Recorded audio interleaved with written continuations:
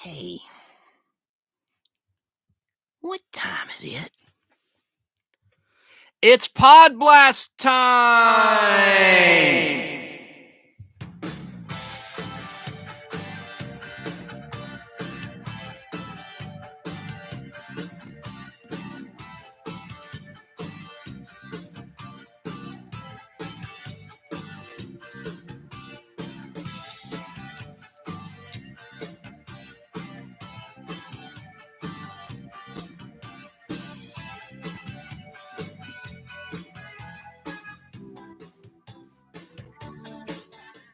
That's right, it's Podblast time. 2 shows this week for very unfortunate reasons. Wow, I'm sure everyone's heard the news by now. We'll get to it in a second, but that's right, it's Podblast time. How are you? How are you? How are you? This is your weird, informative, and hopefully fun time capsule of memories of days gone by as we forge ahead together in the game of life. Remember the Milton Bradley board game Life? I was more of a Monopoly man myself, but here specifically, we're talking about pop culture history and shared life experiences that we have in common. That is what the Nostalgic Podblast is all about. This is the Nostalgia Show with a bite. Welcome, I'm Chance Bartels, your host. No relation to Chance the Rapper. We've got a good one for you today, as Steve Harvey would say at the beginning of Family Feud. But of course, we have some very sad, breaking, nostalgic pop culture news that you've all probably heard by now. Lovely Suzanne Somers has passed away. We'll lead the show with that as we remember the life of Suzanne Somers in a moment with a special interview with her by the late, great Tom Snyder and some other pieces of audio clips that I think you'll really enjoy. And we have some interesting things to show you on video for the YouTubers. If you're listening on Fistful of Radio out of Atlanta, I would direct you to the YouTube channel, The Nostalgic Podblast, and simply look for Suzanne Somers' smiling face. I have a picture posted of a top sticker from 1977. And with her lovely, flowing blonde hair and beautiful eyes.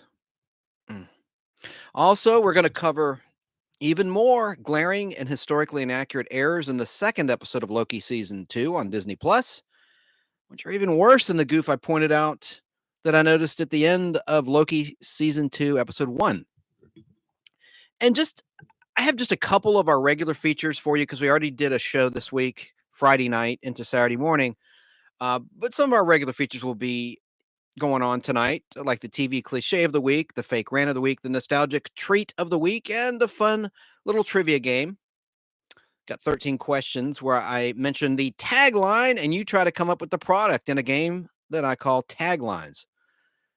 If you want to call in to talk about Suzanne Somers, Loki Season 2, your Halloween season traditions, or anything nostalgic, the phone number, old school, is 770-438-1050, or simply comment here in the live chat. But let's begin with this. As reported, entrepreneur and actor Suzanne Somers has died. From the Los Angeles Times headline, Suzanne Somers, Three's Company and Step-by-Step star, dead at 76. I'm adding here, your host Chance Bartels, that By the way, she passed away a mere day before her 77th birthday, which is a shame. But getting back to this article, the author of this article is Carlos de Loera, and he writes, Suzanne Somers, who became a household name after starring on the hugely popular TV sitcom Three's Company on ABC TV, died Sunday morning at her Palm Springs home. She was 76. Somers died of cancer just one day shy of her 77th birthday, the actor's spokesperson said. Quote, Suzanne was surrounded by her loving husband, Alan, her son, Bruce, and her immediate family. The statement read, quote, her family was gathered to celebrate her 77th birthday on October 16th, 2023. Instead, we will celebrate her extraordinary life and want to thank her millions of fans and followers who loved her dearly. Unquote. Suzanne Somers played Chrissy Snow, the effervescent blonde secretary on Three's Company, alongside actors John Ritter and Joyce DeWitt from 1977 until 1981. She was dropped during the show's fifth season after a widely publicized salary dispute in which she reportedly asked for a raise from $30,000 an episode to $150,000 per episode, which would equal the pay of her male co-star, John Ritter. The actor, who was born in San Bruno, California in 1946, would then go on to star in the ABC sitcom Step by Step alongside Patrick Duffy, who is best known as Bobby Ewing on Dallas. I'm adding that on CBS. That's your host here adding that. That wasn't in the article. Getting back to the article verbatim. The show ran from 1991 to 1997. Talking about Step by Step. Somers headlined a Las Vegas show in the 1980s at the Las Vegas Hilton Hotel. According to the actor, she performed two-hour shows 7 nights a week. She reprised her role as a Vegas entertainer in 2015 with a cabaret show called Suzanne Sizzles. In the 1990s, her career became less about acting and more involved with the selling of her signature products, including exercise apparatus. Should say apparatuses. It doesn't. A little bad grammar in this. Where's the editor of this online article? LA Times. Including exercise apparatus, most famously the Thigh Master. And she also sold jewelry, sugarless chocolates, and diet books. Yeah, I used to watch her a lot on, I didn't buy much of her products. I did as gifts for someone that really liked her stuff when she was on the Home Shopping Network. I think she was on Home Shopping Club, in the Home Shopping Club on television. I know she was. I can't remember if it was CVC or Home Shopping. Should have researched that. I'm going to just go out on a limb and say it was the Home Shopping Club that she appeared on regularly over 20 years, the course of 20 years. In 2001, Suzanne Somers revealed that she had been diagnosed with breast cancer in the previous year. In an interview with the LA Times, she said she had surgery and radiation therapy, but declined to follow medical advice that she also have chemotherapy, electing instead to undergo homeopathic treatments. Suzanne Somers announced earlier this year that her breast cancer had returned. Quote, I had breast cancer 2 decades ago, and every now and then it pops up again, and I continue to bat it down. Unquote. She said in a statement, quote, I have used the best alternative and conventional treatments to combat it. This is not new territory for me. I know how to put on my battle gear, and I'm a fighter, unquote. Following her initial cancer diagnosis, Suzanne Somers transformed a modest licensing business, first launched in the late 1980s with the Thigh Master, into a global merchandising machine. She wrote more than a dozen books on nutrition, on blending families, on aging and surviving alcoholism. The Sexy Years, her first book on bioincidental hormones, published in 2004, sold 1 million copies in just the first 3 months. Her 2007 book, titled Ageless, debuted at #1 on the New York Times bestseller list and stayed there for 6 weeks.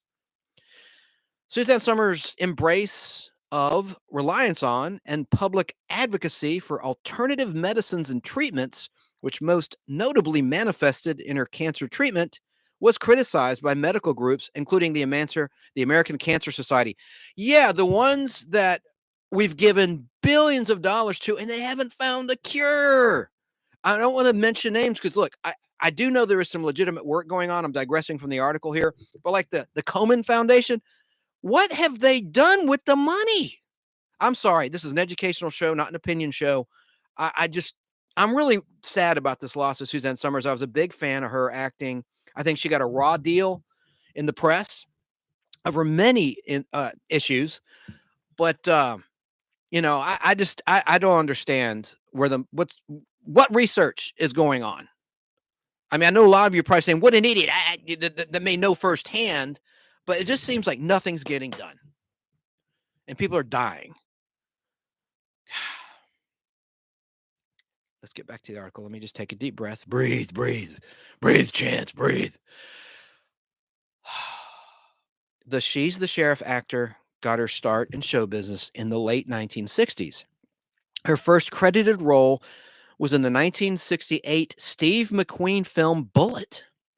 She later gained more fame for her very small but notable appearance in George Lucas's 1973 movie American Graffiti for Universal Pictures, which his wife Marsha Lucas edited, I might add. Suzanne Somers appeared in several TV series throughout the 1970s, before Three's Company, I'm adding there, such as The Rockford Files, Starsky and Hutch, and The $6 Million Man. And we'll talk about some others, One Day at a Time, before she landed her breakout role in Three's Company. Suzanne was born on Wednesday, October 16th, 1946, in San Bruno, California. And she was no dummy. This is Chance writing this. I'm sorry. This is something I wrote. She was no dummy. Suzanne was a clever business person and marketing guru. As the third of 4 children in a working-class Irish-American Catholic family, her mother, Marion Elizabeth, was a medical secretary, and her father, Francis Mahoney, who appeared with her in some television ads I'll play in a little bit for Lifesavers candies. Her dad was a laborer and gardener. When Suzanne was 6 years old, her father became an alcoholic. Suzanne Somers' father would call her names and embarrass her. Somers attended the Cappuccino High School. She also said she was a cheerleader at Mercy High School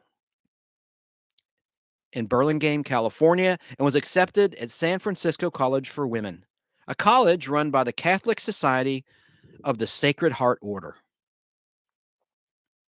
In terms of her personal life, Suzanne Somers married Bruce Somers in 1965, and they had a son, Bruce Jr., in November 1965. That marriage ended in 1968. The rest of this is things I compiled for you folks in the audience and on YouTube and YouTube land that might be watching or watching live or watching after the fact. Suzanne appeared in The Dating Game, hosted by Jim Lang.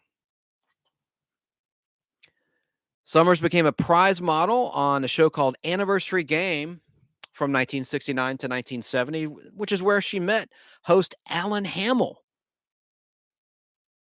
Flash forward to 1977, and they were married.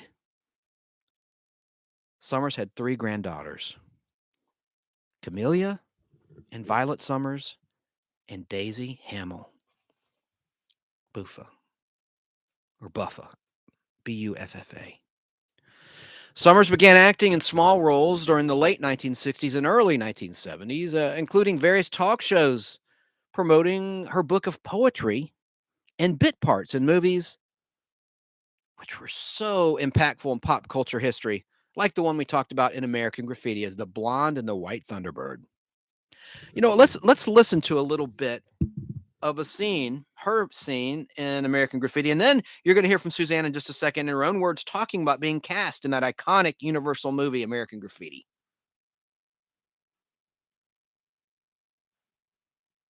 Here we are. I think this is it, folks.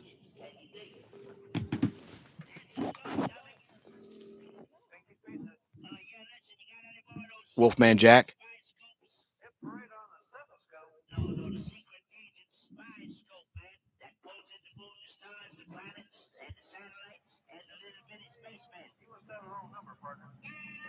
Audio's a little low. I don't think I can play that song. I'm going to fast forward. I just saw a vision. Ah, darn it. Here we go. Steven, cut over to G Street. I just saw a vision. I saw a goddess. Come on, you gotta catch up to her. Ron Howard. I can't be spending half the night chasing girls down for you. Cindy Williams. I'm telling you, this was the most perfect, dazzling creature I've ever seen. There you go. I better cut it because YouTube doesn't like me to play that music. But that, of course, was before Happy Days, before Laverne and Shirley, which was a spinoff of Happy Days. I've talked about this before. In fact, I talked about it last week. Happy Days was actually a skit on Love American Style titled Love in the Television Set. But you didn't have Tom Bosley. You had Harold Gould playing Mr. Cunningham. And you had Anson Williams in it as Potsy. No Fonz in that little skit. And you had a different actress playing Joni, but you had Ron Howard. And what Love American Style was, it was a show that lasted for 5 years. It was an anthology show. It was like the pre-Love Boat without the boat. So it had big stars and some stars from yesteryear appear in 3 to 4 skits per episode. Originally, it was a 1-hour show, and then they cut it back to half an hour for season 2, and then back to an hour for season 3 and 4 and 5. And it was part of the really awesome lineup eventually on ABC, which consisted of The Partridge Family, The Brady Bunch, Room 222, and Love American Style. Only season 1 of Love American Style was released on DVD. I have them. They released the first season in 2 sets. They cut it in half to make more money. And the song was by the Cowsills. Now, I'm going to have a guest on the Podblast who knows the Cowsills very well, Mrs. Louise Palanker. I'm excited to interview her in the near future. She's in Los Angeles, and she's got a great story to tell. But yeah, so there's season 1, and it was released, I think, in 2008. In fact, I know it was in the 1-hour format. Another show that was cut, and it was cut to half an hour for reruns and syndication, just like Night Gallery was. Night Gallery was a 1-hour show on NBC hosted by the great Rod Serling. But then when it was canceled, it was cut down to half an hour. And then they added other shows in that rerun package, like a show called The Sixth Sense, starring Gary Collins. But I digress. So I just want to briefly say that the skit Love in the Television Set was literally about that. The Cunningham family gets their first television set, and it was renamed in reruns Love in the Happy Day. So a lot of people get confused when I say, no, it was Love in the Happy Day.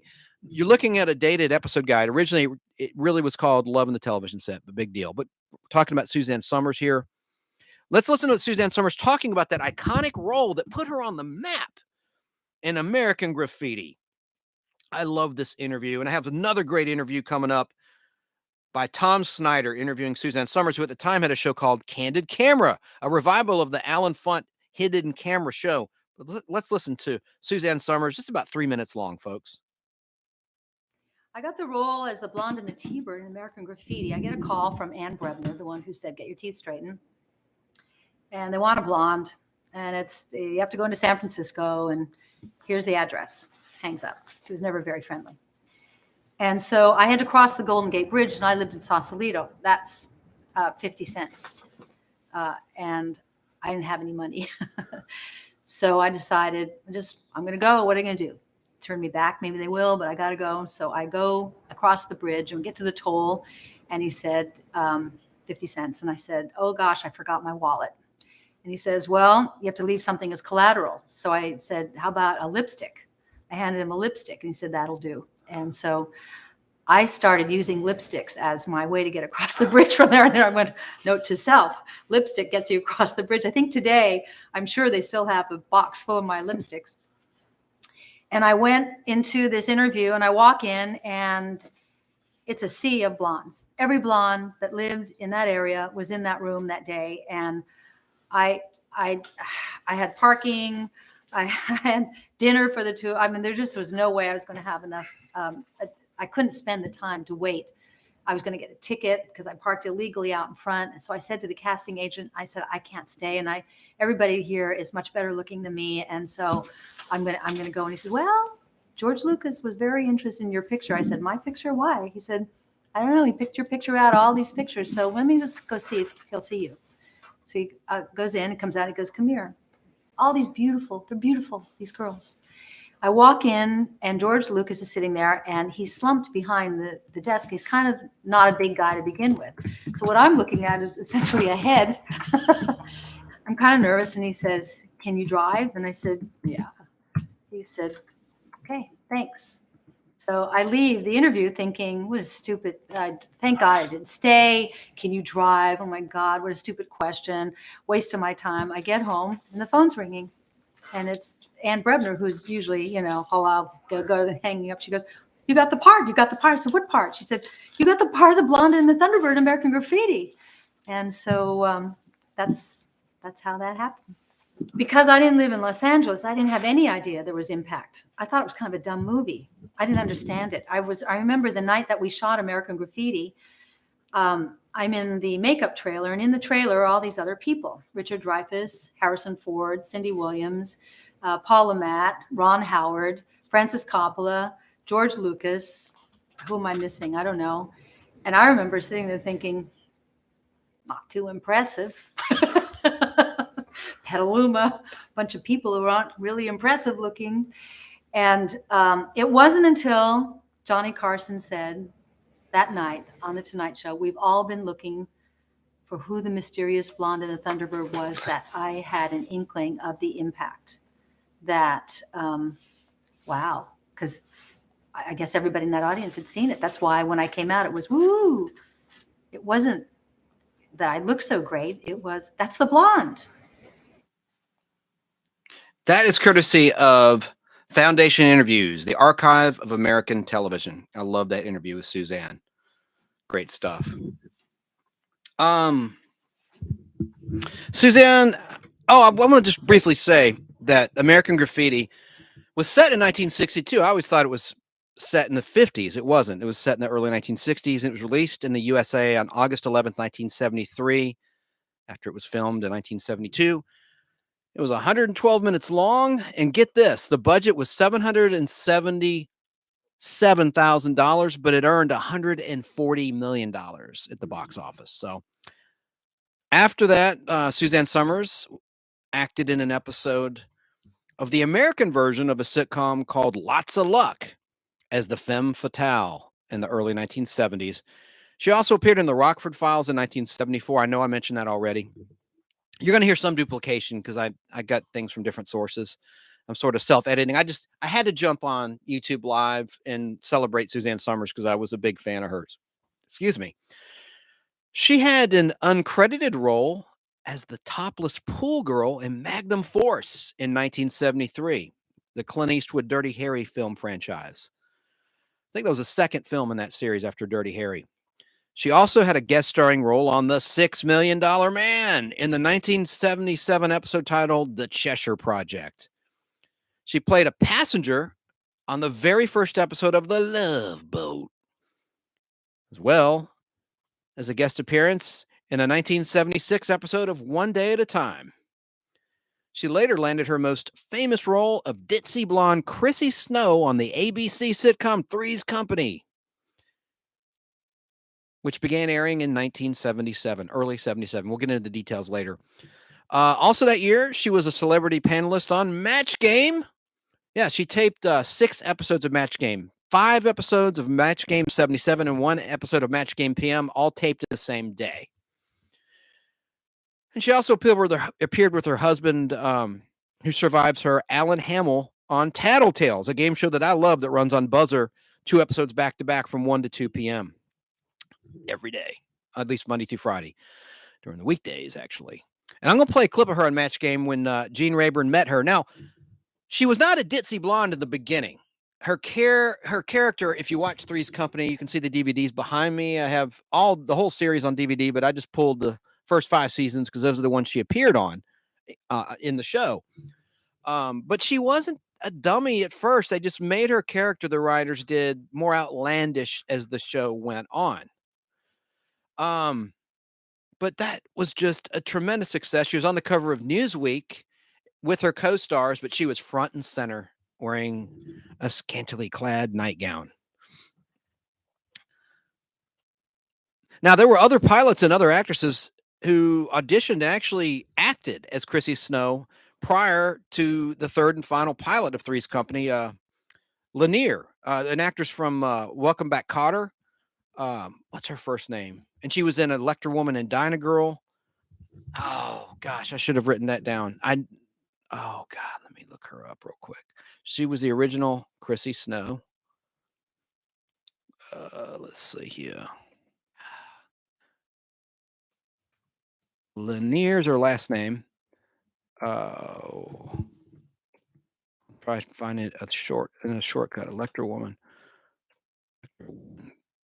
Electra Woman. You can find it on YouTube too. Someone uploaded the pilot with her. Hang on a second. Lanier, Three's Company. Let's try that. Susan Lanier. There it is. Susan Lanier. Had a blank on her first name. And she was a very pretty actress. And there was another actress before her in the first pilot. And of course, Three's Company is based on a British show, Man About the House, just like The Ropers was based on George and Mildred from England. But Somers was cast as Chrissy, the final Chrissy, in Three's Company in January 1977 after actresses. If I just read ahead, the answer was right here. After actresses, can't talk. Suzanne Zenor, Zenor, and Susan Lanier did not impress producers during the first two pilots. Somers was suggested by ABC president Fred Silverman, who went on to produce shows like In the Heat of the Night in the late 80s and early 90s, and Matlock, starring Andy Griffith. But Fred Silverman had seen Suzanne Somers in her initial appearance on The Tonight Show, starring Johnny Carson, and hired her the day before the taping of the third and final pilot, before that commenced, that taping. Chrissy Snow stood for Christmas Snow. It was revealed in a season 2 episode, a Christmas episode of Three's Company. She was a stereotypical dumb blonde. Their words, not mine, folks. And this is from Wikipedia, this piece of tonight's Podblast that I'm reading, who was employed as an office secretary. Three's Company co-starred John Ritter and Joyce DeWitt in a comedy of errors about, everyone knows this, about two single women living with a single man who pretended to be gay in order to bypass the landlord's policy of prohibiting single men from sharing an apartment with a single woman. The program was an instant success in the ratings, eventually spawning a short-lived spin-off series, The Ropers, starring Norman Fell and Audra Lindley, and Jeffrey Tambor, and Patricia McCormack, the bad seed in the movies. When Three's Company began its 5th season in late 1980, Suzanne Somers demanded a hefty salary increase from $30,000 to $150,000 an episode, as well as a 10% ownership in the show's profits. Those close to the situation suggested Suzanne Somers' rebellion was largely due to her husband, Alan Hamill's influences. After ABC denied her raise in salary, Suzanne Somers refused to appear in the 2nd and 4th episodes of the season due to excuses such as a broken rib,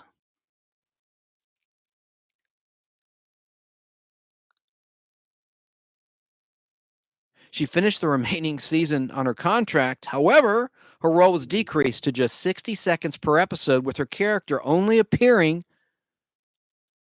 in the episode's closing scene, in which Chrissy calls the trio's apartment from her parents' home. She's supposedly taking after her father, who was ill, who'd been introduced on the show, played by an actor who's been in a lot of things, Mark Richmond, Mark Richmond, he goes by in the 70s. His name was Mark Richmond in the 60s, and he played Reverend Snow. And they also didn't have her on the same soundstage as the other actors. It's been widely reported. There were biopics, like in 20 years ago, in 2003, NBC had a movie of the week about Three's Company.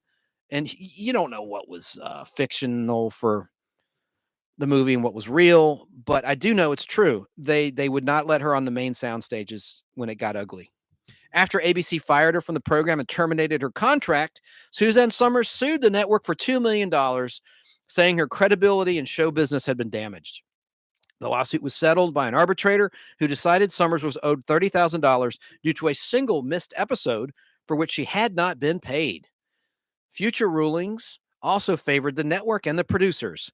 Somers says she was fired for asking to be paid as much as popular male television stars of the day, such as Alan Alda on MASH and Carol O'Connor on All in the Family.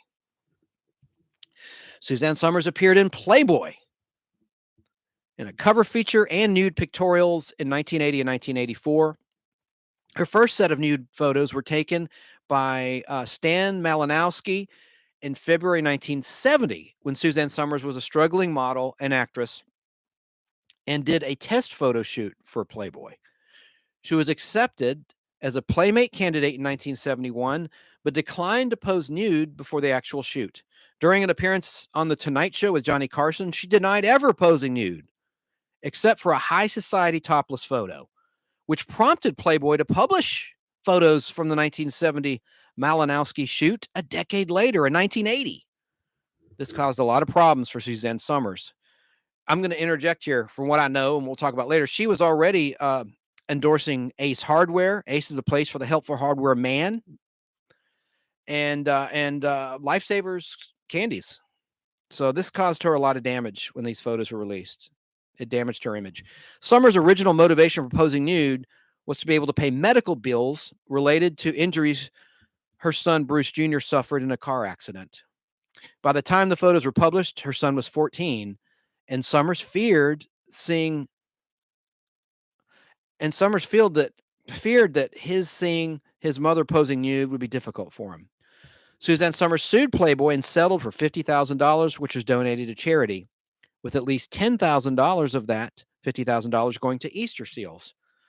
The second nude pictorial by photographer Richard Fagley appeared in December 1984 in an attempt by Suzanne Somers to regain her diminished popularity after the Three's Company debacle in 1981.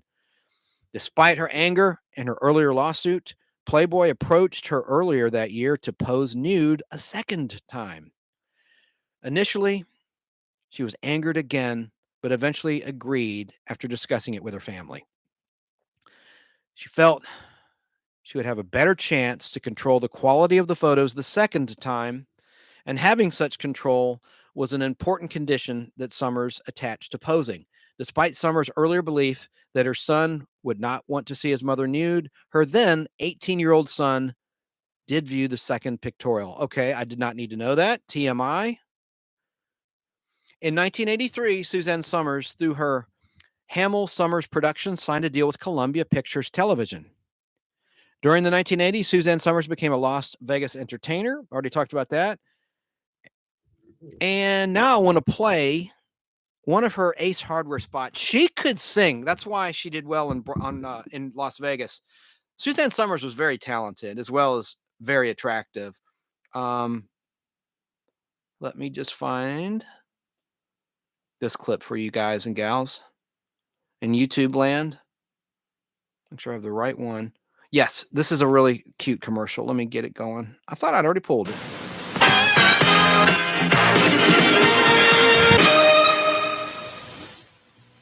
Ace Hardware presents Suzanne Somers. A wonderland of gift ideas makes Ace the Christmas place. Come find your favorite brand names for friends and family. Picked by the helpful hardware man to put beneath your tree. Ace is the place with the helpful hardware man. He's my favorite Santa. Ace is the place with the helpful hardware man. Isn't that cool? I just think she could sing really, really well. I want to play now, and this is just the very end. This is a very visual ad, but I want to play the very end where she sings that jingle in another Ace Hardware ad. Ace Hardware Theater presents Santa Claus is in it. It's structured like it's a silent movie. One of life's little gift needs. Ace is the place with the helpful hardware man. I just like that. Now I want to play an ad she did for Lifesavers Candies in 1979 with her father. Let's listen. Hey, watch this. Lifesavers Roll Candy takes Suzanne Summers back home. I did that better when I was a kid here in San Bruno, California, because my dad would give me cherry Lifesavers for every cartwheel. So I did lots of them, because I'd do anything for Lifesavers candy and Dad. Juicy, good Lifesavers. They're like coming home again to San Bruno. I still love them both. I love them too. Let me do one more thing here. Well, we'll get back to it later.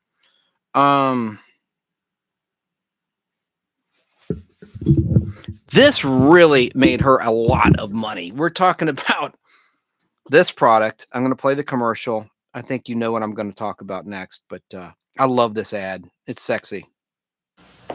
Great legs. Thank you. How do you get them? I used to do aerobics till I dropped. Then I found Thigh Master. Every single time you squeeze Thigh Master, you strengthen and tone right where you need it. So it's easy to squeeze your way to shapely hips and thighs.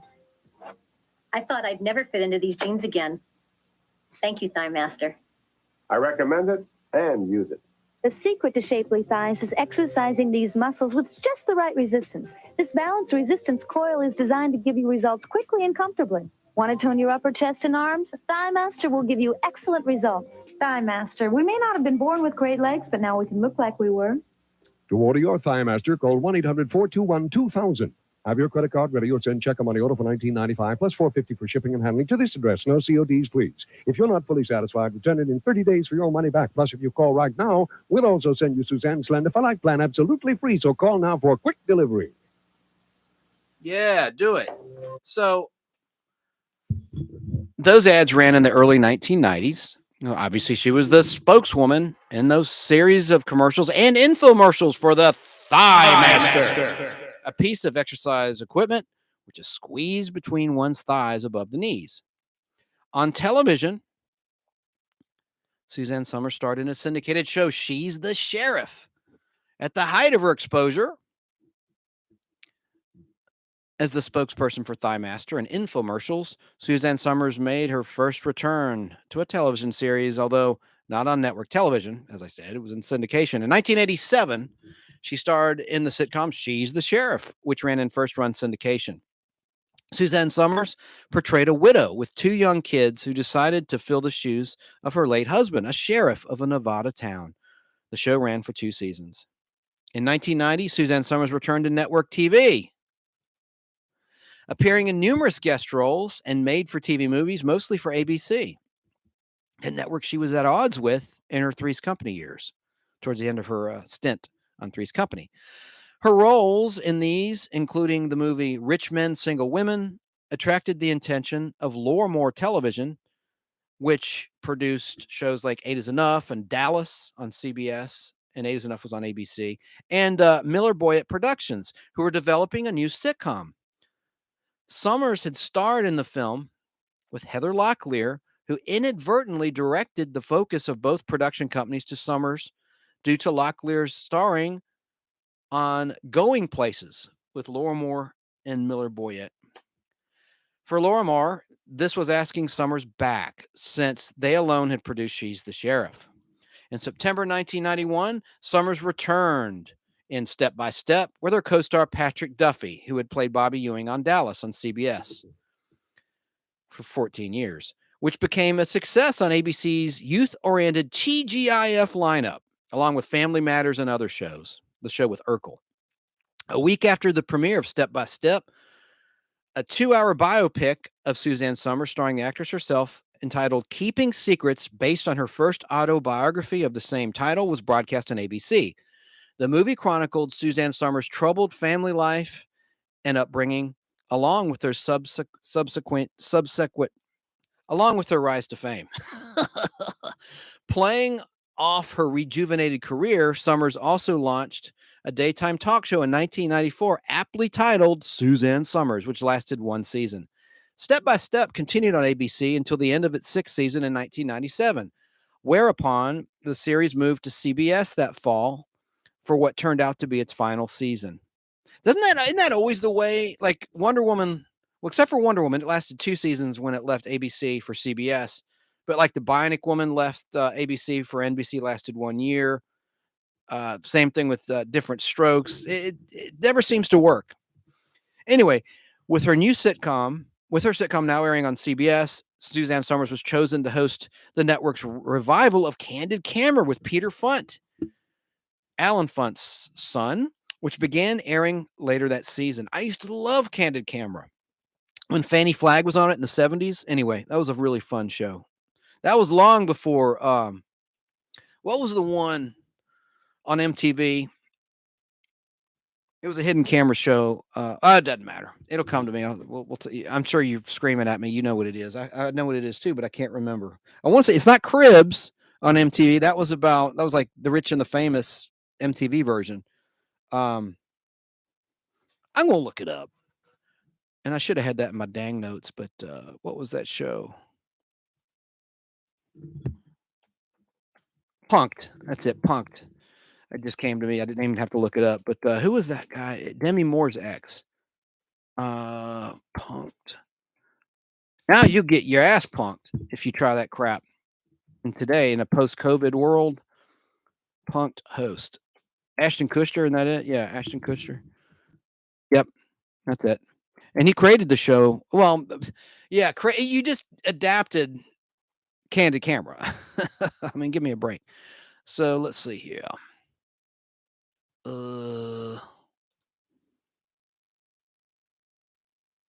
I'm going to play an interview where she's talking about that, like I said, with the great Tom Snyder. It's an awesome interview. Somers sadly was diagnosed with stage 2 breast cancer in April 2000 and had a lumpectomy to remove the cancer, followed by radiation therapy. Suzanne Somers and her Three's Company co-star John Ritter reconciled their friendship after 20 years of not speaking to each other, shortly before John Ritter's death in 2003, over 20 years ago. In the summer of 2005, Suzanne Somers made her Broadway debut in a one-woman show, The Blonde and the Thunderbird, a collection of stories about her life and career.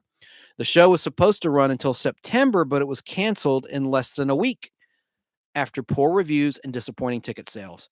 She blamed the harsh reviews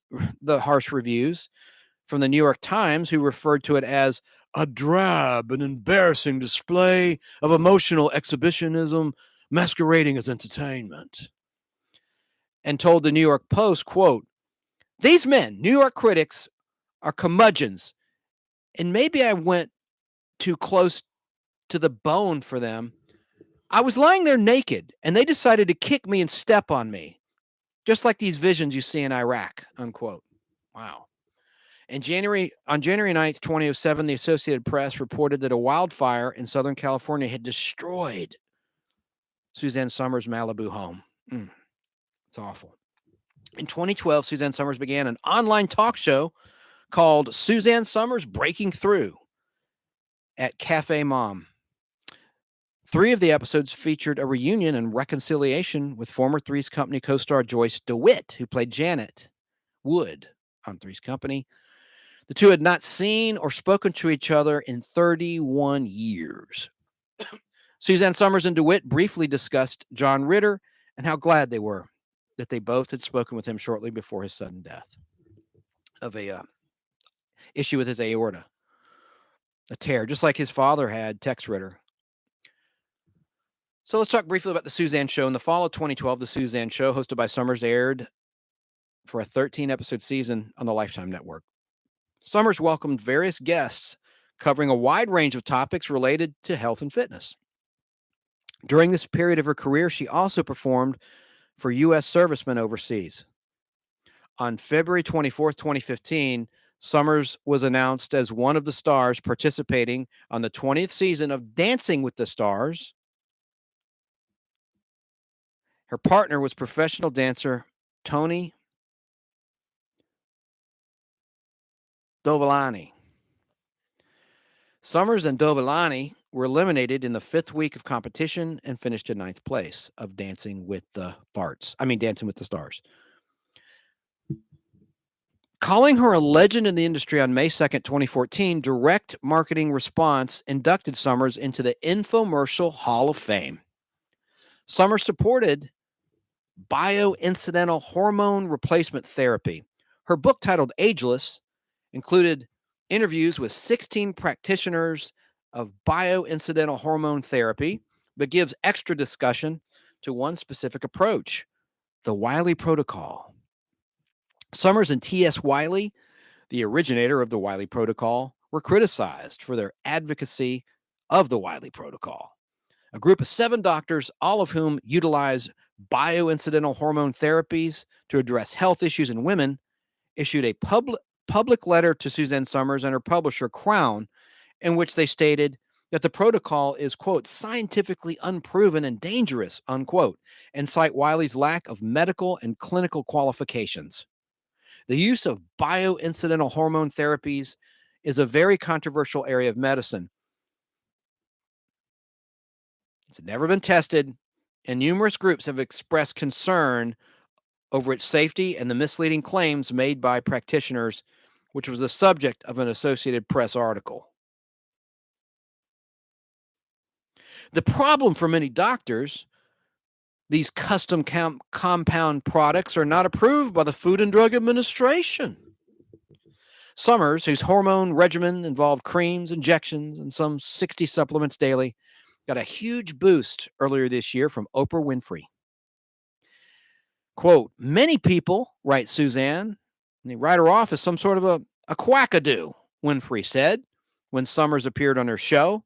Quote, but she just might be a pioneer, unquote. Yet Oprah Winfrey's support of Somers gave her some of the worst press of her career. Crazy talk, Newsweek headlined in an article on the talk show host earlier this year. Another headline on Salon.com said, Oprah's bad medicine. Suzanne Somers, at the Heart of the Truth's Red Dress Collection fashion show, was a hit in 2011. In 2001, Somers was first diagnosed with breast cancer. She had a appendectomy and radiation, but declined to undergo chemotherapy. In November 2008, Suzanne Somers announced that she was diagnosed with inoperable cancer by 6 doctors, but she learned a week later she was misdiagnosed. During this time, she interviewed doctors about cancer treatments, and these interviews became the basis of her book titled Knockout, about alternative treatments to chemotherapy. In her book, Knockout, Suzanne Somers promoted alternative cancer treatments for which she was criticized by the American Cancer Society. Talked about that earlier. The American Cancer Society is concerned. Quote, I'm very afraid that people are going to listen to her message and follow what she says and be harmed by it, says Dr. Otis Brawley, the organization's chief medical officer. Quote, we use current treatments because they've been proven to prolong life. They've gone through a logical scientific method of evaluation. I don't know if Suzanne Somers even knows there is a logical scientific method, unquote. More broadly, Brawley is concerned that in the United States, celebrities or sports stars feel they can use their fame to dispense medical advice. Quote, there's a tendency to oversimplify medical messages. Well, oversimplification can kill, unquote. Suzanne Somers is also opposed to water fluoridation, adding fluoride to tap water, calling fluoride a, quote, toxic waste byproduct of the aluminum manufacturers, unquote. Full disclosure, I, Chance Bartels, your humble host of the Nostalgic Podblast, worked for a company called Crystal Springs Water in a sales capacity in around 1997, 1998, and I was trained on what cryptosporidium is, which is a parasite, 1 micron filtration processes. I mean, I know a lot about the dangers of tap water, and water that you buy that's bottled does not have fluoride in it, whether it's purified drinking water, spring water, or distilled water. It just doesn't have it in it. Distilled water is free of all dissolved solids. But what Crystal Springs did was they added fluoride. They called it kids water in the late 1990s, releasing it in little plastic, what they call pet product, little bottles. But I always contended you don't need that because when most people brush their teeth, they rinse with tap water. As long as you don't swallow the tap water, you don't risk contracting a parasite like cryptosporidium, which can cause malaria-like symptoms and death in elderly and young kids. There was an outbreak in 1996 here in Georgia, in Carrollton, Georgia, in their municipal water supply. It's pretty serious stuff. But yeah, I always thought the kids' water was a dumb idea because, again, just drink spring water when you're exercising or enjoying a meal and just rinse. You'll get your fluoride that way when you brush your teeth. It's not rocket science. All right, that's my little soapbox. In January 2013, I'll get off my soapbox now. Suzanne Somers suggested that Adam Lanza went on to his shooting spree at Sandy Hook Elementary School due to the level of toxins in his diet and the household cleaners he was exposed to. Look, I think he just had a chemical imbalance, and he suffered from autism and other issues. I don't want to go into that debate, but I certainly know that was a real tragedy. I'm not one of these nutbags that says that. I'm not even going to say because I don't want the bots to get me because I think it's just lunacy to act like that was not a real tragedy.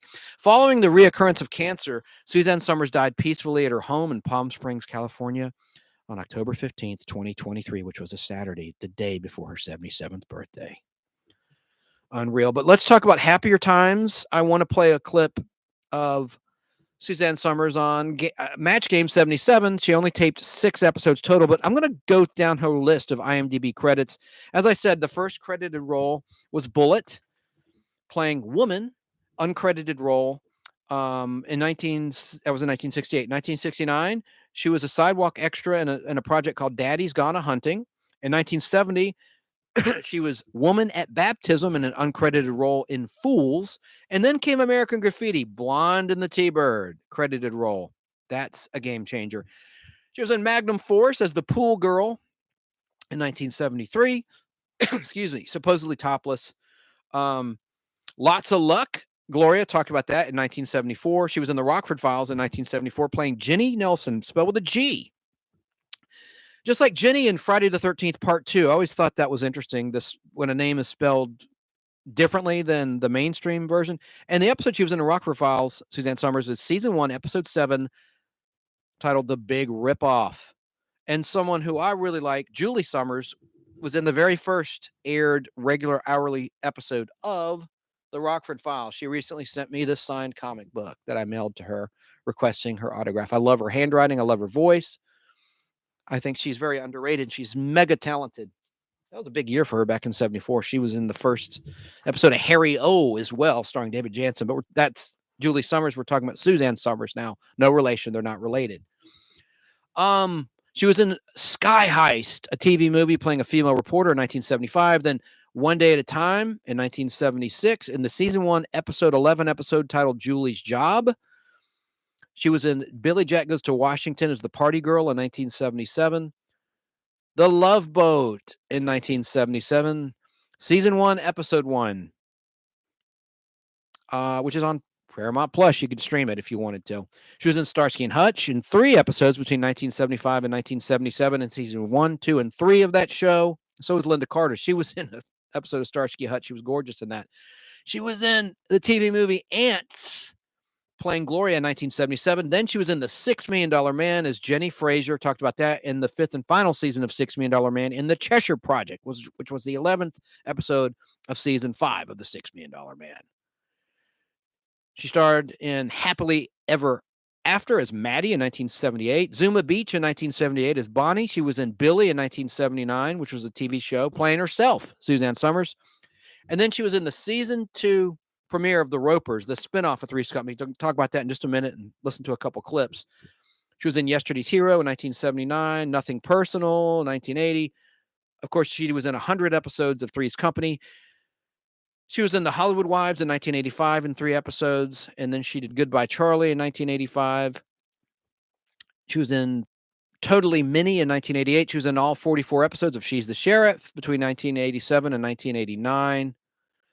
She was in Rich Men, Single Women in 1990, Keeping Secrets in 1991 as herself. She was in Exclusive, a TV movie in 1992, playing Marcy Stinger.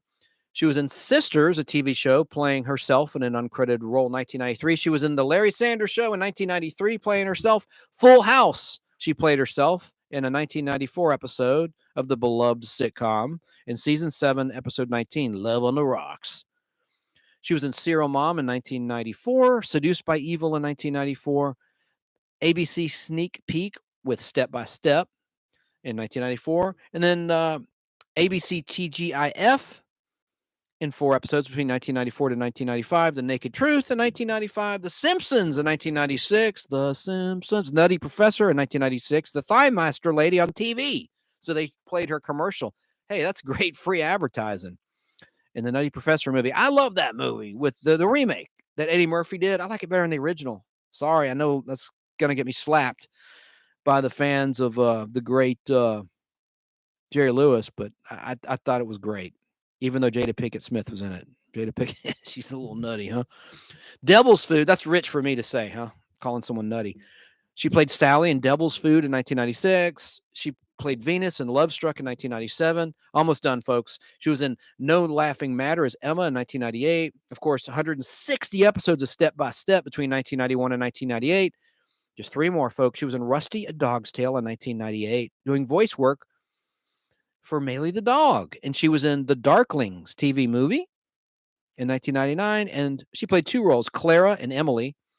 And then she was in Say, this is her final credit in 2001, Say It Isn't So, as Gilbert's mom, as Suzanne Somers' uncredited role. Let me just look up one more thing. She was supposed to be in Raiders of the Lost Ark as well with Harrison Ford. I made that up. I'm just seeing if you're paying attention. That's not true. Strike that from the record. Let me just see. I like to see what she appeared in as herself. There's probably, I'm not going to list it all to be too many, appearances on talk shows, but I like to see the game shows she did. Let's see. Actress, producer, where are you? Where's Self? 174 credits as Self. The Drew Barrymore Show. Wow, from 2022 to 2023 recently. Let me just go down. I want to go back to the 70s, go back in time. And I want to see that Tattletales. It's not aired on Buzzer yet, but they're right almost into 1977. That was a good year for Tattletales. I can't wait to see the Deborah Winger episode. Oh my gosh. These have never aired since their original air dates in the 1970s. And that's when she'd already acted on Wonder Woman as Drusilla, Wonder Woman's younger sister, talking about the great Deborah Winger. So I would love to see that where she's all young and pretty. Let's see here. She's in her husband's show, the Alan Hamill Show in 1977 in 2 episodes as herself, as a guest. How convenient. The Dinah Shore Show. Okay. This is getting really boring. Oh, she was in a John Ritter TV special titled Being of Sound and Mind and Body. But what was interesting was she, like I said, she appeared in Match Game. I've said that several times now. But they did on Family Feud a charity edition with the cast of Three's Company. She was the only one that didn't appear. By that point, she had gotten so popular. But John Ritter was on it. Joyce DeWitt was on it. The Ropers were on it. Norman Fell and Audra Lindley. But she didn't appear after she'd already been on Match Game. I think it was during season 2 of Three's Company that she appeared on Match Game 1977. I'm going to play a little bit of it in just a second. Just want to play when Gene Rayburn, the host of Match Game, met her for the first time, and he gave her her honorary kiss as a new kid on the block, which he did for all the females on their first time, female celebrity panelists, when they to break them in on their first time on classic Match Game. I don't see the credit. Sometimes IMDb is incomplete, but there's more, sometimes a more complete set of credits on Wikipedia. I combine the two, and sometimes there's incorrect info all the time. There's a ton of incorrect info online. You know, I love to bust internet inaccuracies. I get a thrill out of it. I love doing that. Let me just get now back to my list. Well, I can do that on my own time. Let's get back to some clips here. Oh, about the origin of Three's Company. This is brief. Did you know that Three's Company aired immediately after the premiere of Eight Is Enough, the 1-hour Lorrie Moore comedy drama show on March 15th, 1977, which was a Tuesday night. And the time slot was 9:30 for Three's Company on Tuesday night. And I also am going to play a little bit of Pee Wee Herman interviewing Suzanne Somers. That's a really funny, brief interview. But let's just play now for you how it sounded when Suzanne Somers met Gene Rayburn, the host of Match Game. Where the hell are you, my little friend?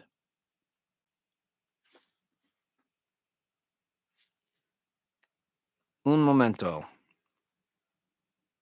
Here we go. The first episode of Match Game she was on is episode 1031. And while it's playing a little bit of it, I'm going to look up the actual day it was produced. To match the star. Oh, I got to back it up right here. Get ready to match the star. Nipsey Russell. Brett Summers. Charles Nelson Riley. From Three's Company, Suzanne Somers. Richard Dawson. Yeah. And Patty Doyle. As we play the star-studded Big Money Match Game 77. And now here's the star of Match Game 77, Gene Rayburn.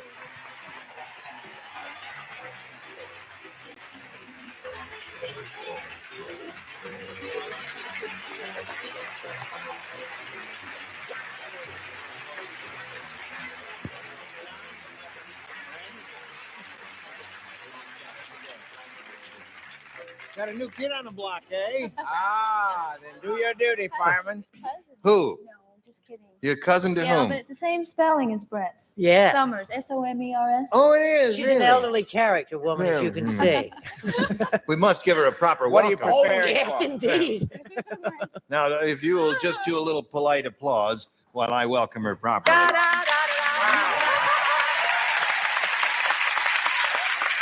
Welcome, Suzanne. Have you had any of the diseases on this list? You've got this I one have right trench now. mouth. You have trench mouth. Oh. Just joking. We just have joking. trench hand here. Yeah. Welcome, one and all. Now let's say hello to the two players, Linda Tibbetts and Juanita Whitley. So I found where this was taped. The actual date that these 6 episodes of Match Game 5, Match Game 77, and 1 Match Game PM, it was taped. I had it and I just lost it. Here we go. Where the hell are you, my little friend?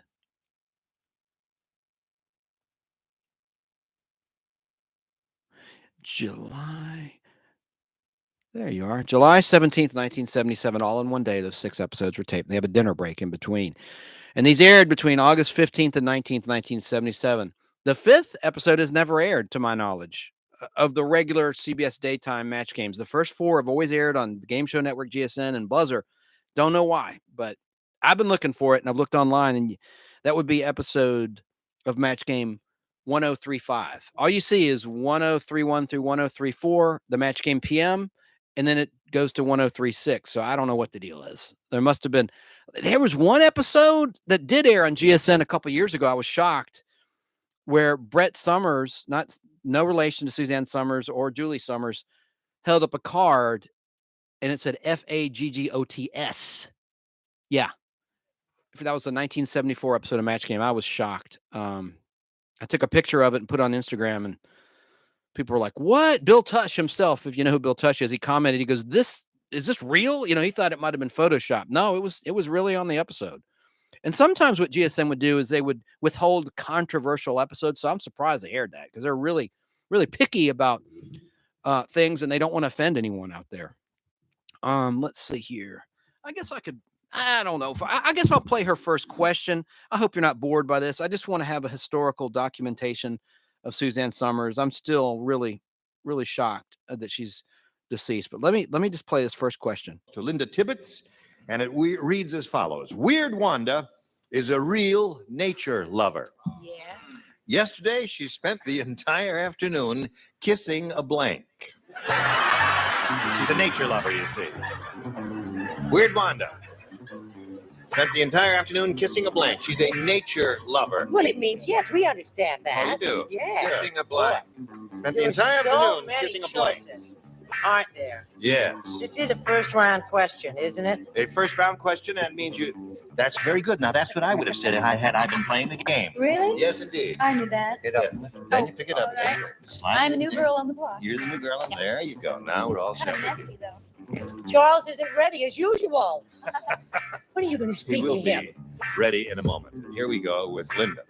Weird Wanda is a real nature lover, Linda. Yesterday, she spent the entire afternoon kissing a blank Tree. tree.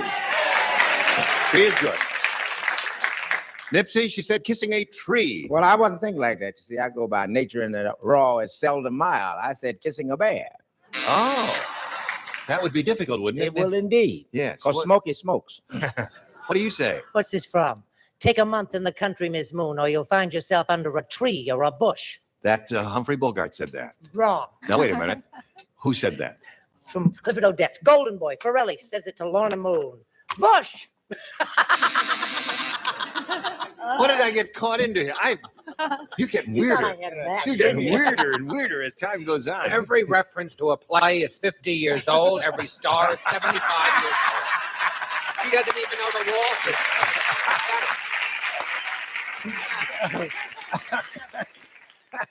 Yesterday we heard Edna May Oliver. Yes. I chose flowers. Oh, you did. Thank you, sir. We're looking for a tree here. Now, Suzanne, here's your first time at bat. Weird Wanda's a real nature lover. Yesterday, she spent the entire afternoon kissing and she said tree. I'm going to get along just fine. Very good. Thank you. See, the new kid on the block, all the veterans up there have done it 1,000 times. They didn't know what the answer was, but the new That's kid right. did. Right. And you, sir. No, she is weird. She is very weird. Spent the entire afternoon kissing a Fruit. fruit. That's weird. California's okay if you're a grapefruit. Hello there. Hello. Not to mention a nut. A nut. Fruits and nuts, eh? Trees and earth. So there we are at the end of round one. Scores 2-1 in favor of the challenger. We go to round two now and ask the challenger to make a selection of A or B. I'll take B again, please. B it is. Juanita, only 4 people play. Charles, you lay out, and Richard, you lay out. The rest of you, please respond to this. Yo. Arnold, the artist, said, to be a great artist, you have to suffer. Yeah. To suffer. And that's why every day I drink blank. To be a Sweetness, come great- over here. To Somewhere. be a great artist, Yeah, you yeah. have to suffer. Gotta suffer. That's why every day I drink blank. All Great right, I'm gonna put artist. this- just a second. Gotcha. Artist. You just go along with him, and then he leaves you alone until you come up with the answer.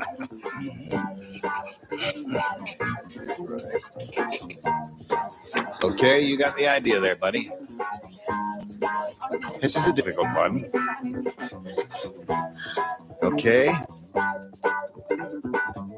Juanita, are you ready for it? Here it is one more time. Arnold the artist I'll just said, play the rest of this question. to and we'll be cut the a clip. great artist, you have to suffer. And that's why every day I drink Paint. paint. Certainly he's an artist.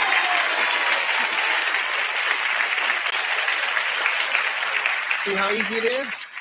She got it right off the bat there. Artist, you see. That's what I kept saying. Artist. Oh, They use artist. paint, you see. Artist drinks paint. Yeah, that's right. Or turpentine or any of that stuff. House painters can drink paint. Yes. Artists have to squish it out of that little tube, Yes. which makes it very hard. So they dilute it with a little turpentine. Turpentine is another good answer. I Don't you am boo me. You not. not playing. Okay. All right. Anything you say, Charles. Don't intimidate me. All right, Suzanne. See, I associated suffering and drinking with one thing. Booze. One does suffer when Yeah. one drinks booze. Yes. And you, sir, you don't play. You, ma'am, you do play. Oh, yes. Your basic turpentine. Turpentine. So there we are. You picked up one more. Juanita scores 3-1, middle of round two. And when we get back from this commercial, you match 2 to tie, 3 to win. Here we go. Now, if you want to see the rest, just look it up on YouTube. It's MG Productions YouTube channel, and this is Match Game 77, episode 1031. Welcome, Suzanne Summers. There you go. Now, I'm going to play just 10 seconds or so of just the introduction of her in Match Game PM. A little bit different for syndication. and then we're going to move on to some other things here. I'm going to talk a little bit about Three's Company. Yeah, I just want to play how she was introduced on Match Game PM by Johnny Olson, the announcer. Get ready to match the stars. Nipsey Russell, Brett Summers, Charles Nelson Riley. From Three's Company, Suzanne Summers. From Family Feud, Richard Dawson. And Patty Doyle. As we play the star-studded Big Money Match Game PM. And now, here's the star of Match Game PM, Gene Raymond. Just the opening remarks. I lied. I said 10 seconds. Just the opening remarks. I'm not going to play the question.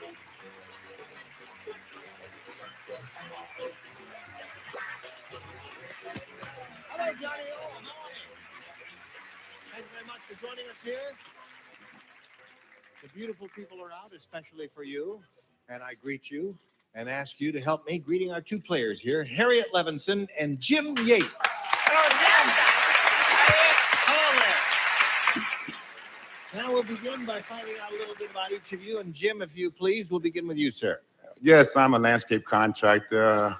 I'm from Philadelphia, the father of three. I enjoy bowling, doing card tricks, and watching game shows. Really? You have a TV set out in the garden? Is that how you do it? Sometimes I double in and watch it and double back. Aha. Well, all right, Jim. Good luck to you, sir. And now you, my dear, where are you from and all that? Redondo Beach, California. Redondo Beach, California. Got a lot of friends out there. Bring a rooting section with you, did you? Yes, I did. A few, yes. I don't work anymore. I left my job in December, and I need to win a lot of money so I can continue to live, guys. Oh, okay. All right. Good luck to both of you. May I point out that here on Match Game PM, each of you will have 3 opportunities to match as many of them as you possibly can. And the one who's done that most often at the end of the 3rd round will be the winner. And we'll go on to play that big money super match, which can pay off over $10,000.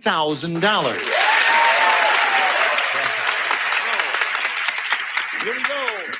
Round 1. Jim, it's up to you. All right. I thought that he might have had some opening remarks with Suzanne. It's been years, at least 12 years since I've seen that. So sorry about that. We're going to stop right there.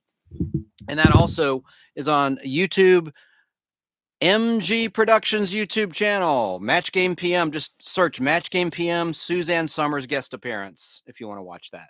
I love that these are uploaded and that the bots don't take them down. I'm glad that Mark Goodson, the owners of the Mark Goodson, Bill Todman Library of Shows, Fremantle Media, let them do that. That's really cool that they let independent people post those things. So on YouTube. What I'll say about Match Game, I guess that's all I have to say at this time. I'm going to go live on Facebook in a little bit. I know we're talking YouTube. This is YouTube Live, and a lot of people hate Facebook or don't like it. So sorry, no offense. I'm just letting you know that's what I'm going to do. So I may cut this short. I thought people would be in chat. It's past midnight in Atlanta time where I am on a work night. It's actually Monday morning.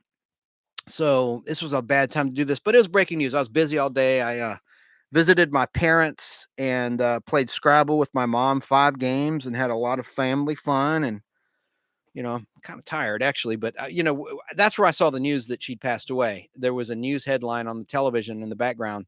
And I thought it was Joyce DeWitt who had passed away because they were showing a clip of Joyce DeWitt and John Ritter acting. And the headline just said, Three's Company star passes away. And I'm like, oh my God, Joyce DeWitt died. And then I saw it was Suzanne Summers. I don't know why they were playing a clip without Suzanne in it. It was really stupid. And I was just like, I was floored, you know? I mean, I did not see that coming because she still looked really youthful and looked very healthy. And I commended her in her fight against traditional medicine. You can do your own thing, you know, whether it's ill-advised or not. We have something called the freedom of choice, of personal choice. And it worked for her for a couple decades, over 2 decades, try 23 years. So, you know, I just think it's a big loss to pop culture lore when you lost Suzanne Summers. But let's now listen to a little bit of Pee Wee Herman, who we also lost, Paul Rubens, when he died in 2023, interviewing Suzanne Summers in a really funny interview. I think you'll get a lot out of this. Let me pull it up right fast quick. And let's see. I may conclude with that. We'll see if anyone joins the chat. I just wanted to do this for the YouTubers. exclusively, but I need to put an audio. This is not going to be for my audio platforms. It's just for you, just for YouTube. And I need to get going on the audio version that I do on Facebook Live for those people. Let's see, in the audience there. Yeah. Here's Pee Wee Herman with Suzanne Somers, who passed away. I hope this is loud enough. Let me put on my headphones. My first guest slinked her way to stardom as the ditzy Chrissy on Three's Company. Duh. Now she's returning to television in a new television series called She's the Sheriff. I wonder what it's about. She also has a variety special which will be seen at the end of this very month. Please give me a very warm round of welcoming applause to Miss Suzanne Somers.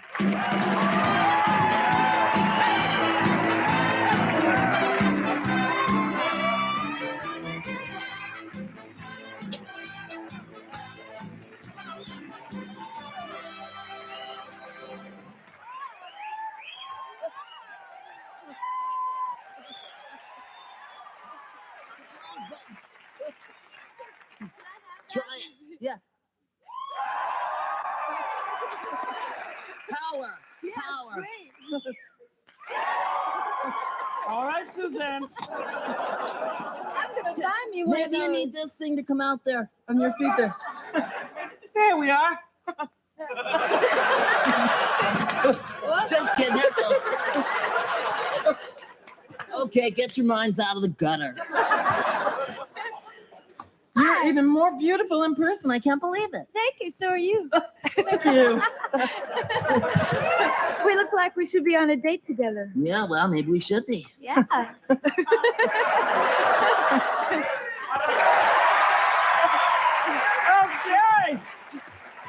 Where would you take me? Hi there. Take him out. Me on a date. Well, start out maybe for ice cream at Howard Johnson. What kind of ice cream? Well, they have so many different flavors. Listen, this is my interview show tonight. Okay. Okay, now, all right. What is your favorite color?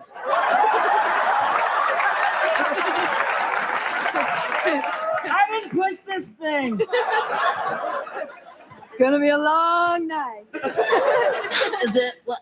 My favorite color is white. I like white or I like black. White or black? Yep. Those aren't colors. And let's see. What is your birth sign? I'm a Libra. A Libra. Yeah. Yeah, Libra. I don't actually know too much about that, so let's skip right on. If you had to describe yourself as an animal, Suzanne, would you A, be a bear, B, a snake, C, an elephant, or D, a squirrel? I would be an elephant. Elephant. Yeah, I knew one. Interesting. I had a good friend who was an elephant. Yeah? I really did. Her name was Tanya. I worked with her at the Hilton in Las Vegas. And I don't sound strange, but they're really almost human. And I got very attached to her and she to me. Wow. And if you touch them, like right under here, you know, they purr and flap their with these ears. Ears, yeah, and they bark. Well, that's all I had to ask you. Okay. So. No, I was just kidding. I was just asking you a bunch of dumb questions right at the start. You know? I know. Okay, so now that we're all warmed up and everything, you have a new TV show. Yeah. And it's about you becoming a sheriff, That's right? right. I got that title. Now, see, it's called She's the Sheriff, right? Right. And you were married to a sheriff, is that I was married to a sheriff and he died. And so now I'm the sheriff because there was no more sheriffs in Lake Tahoe. Oh. Yeah. And today is your very first day working on it. Today was the first day we shot. Yeah, it was interesting. Yeah. So it's a whole different thing now because Yeah.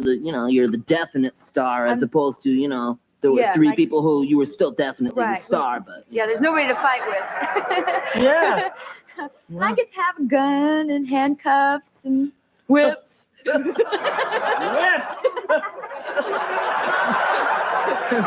definitely the sheriff.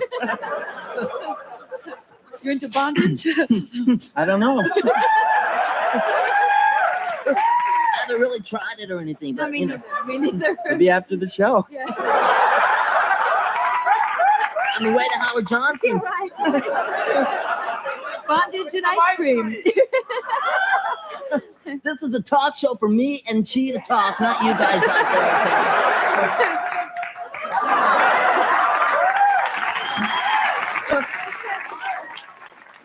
So, and you also, in addition to that, you have a variety show that's going to be coming out before. Right. That comes She's the out this sheriff. month. This month. Yeah. And so it's got a kind of a variety feel to it. Yeah, well, I sing and I dance. Sing, And I do characters. Really? Yeah, because I was Chrissy on Three's Company, and everybody thought that's all I did. So I did the show where I play Alice Cramden on The Honeymooners, and I play Nancy Reagan. Ronnie and I are in bed watching Jane Wyman on Falcon Crest. So did you bring a clip of that? Yeah, Is that yeah. see the variety show? Yeah, I'd like to show you. Do you a little want bit. to set it up? Well, I think this one is Nancy Reagan. I look really different. You've never seen me look like this before, but anyway. Roll 'em.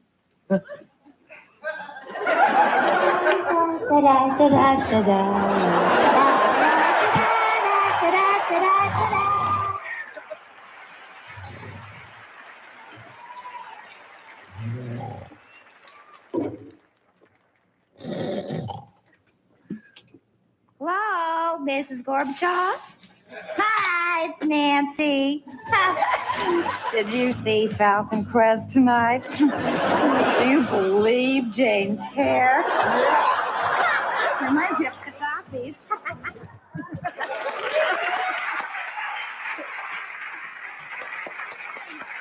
Who else do you play on the show? I play Alice Cramden, and I play Dolly Parton, and there are a lot of characters. I'm doing Patti LaBelle. Patti LaBelle? Yeah, I look just like her. Wow. Well, when we do makeup, Yeah. And Madonna and Cyndi Lauper. There are all sorts of characters that I do, so it's just really fun. I get this new opportunity. And so hopefully, if a lot of people watch the variety special, then you may get your own variety special and have 2 series and, be better than anyone else on television, right? Would you come on my series? Well, I don't know if you beg me. I would love to. I'd love to, maybe play Muhammad Ali or something, to your, Patti LaBelle. That's right. That's right. Well, we have to go to a commercial now. They're holding up like these commercial signs right out here. No, we're not going to a commercial. No commercials for the rest of the show. How do you walk? Great interview. I just thought he was a great talent as well as Suzanne Somers. She was really, really underrated, and what a great businesswoman that she was. Some brief details about Three's Company that I didn't talk about yet. I already told you how it premiered on Tuesday, March 15th, 1977 at 9:30 after the debut of 8 is Enough on ABC TV. Overall, there were 170 half-hour episodes and 2 one-hour episodes of Three's Company, including one 1-hour Best of Three's Company special hosted by Lucille Ball that was cut in half for reruns and syndication as a 2-part. It was actually a 1-hour episode on ABC. And those episodes were taped throughout 8 television seasons. The last primetime episode of Three's Company aired on ABC TV on September 18th, 1984, which transitioned into the spinoff Three's a Crowd, which first aired a week later on September 25th, 1984, in the same time slot of Tuesday night at 8:30. It had moved from 9:30 to 8:30 over the years. 2 complaints about the way Three's Company ended. 1, Jack should have married Janet instead of a new character, Vicky, the flight attendant, played by Mary Carteret. And 2, Janet should have been the one to turn off the lights of the apartment in the final shot instead of Terry, who was like the third blonde on Three's Company, since Janet was the original tenant. She was the original roommate, her character. So I thought she should have turned out the lights in that final shot in the old set. Anyway, let's listen to a little bit of my favorite version of the theme of Three's Company that I ripped today for you.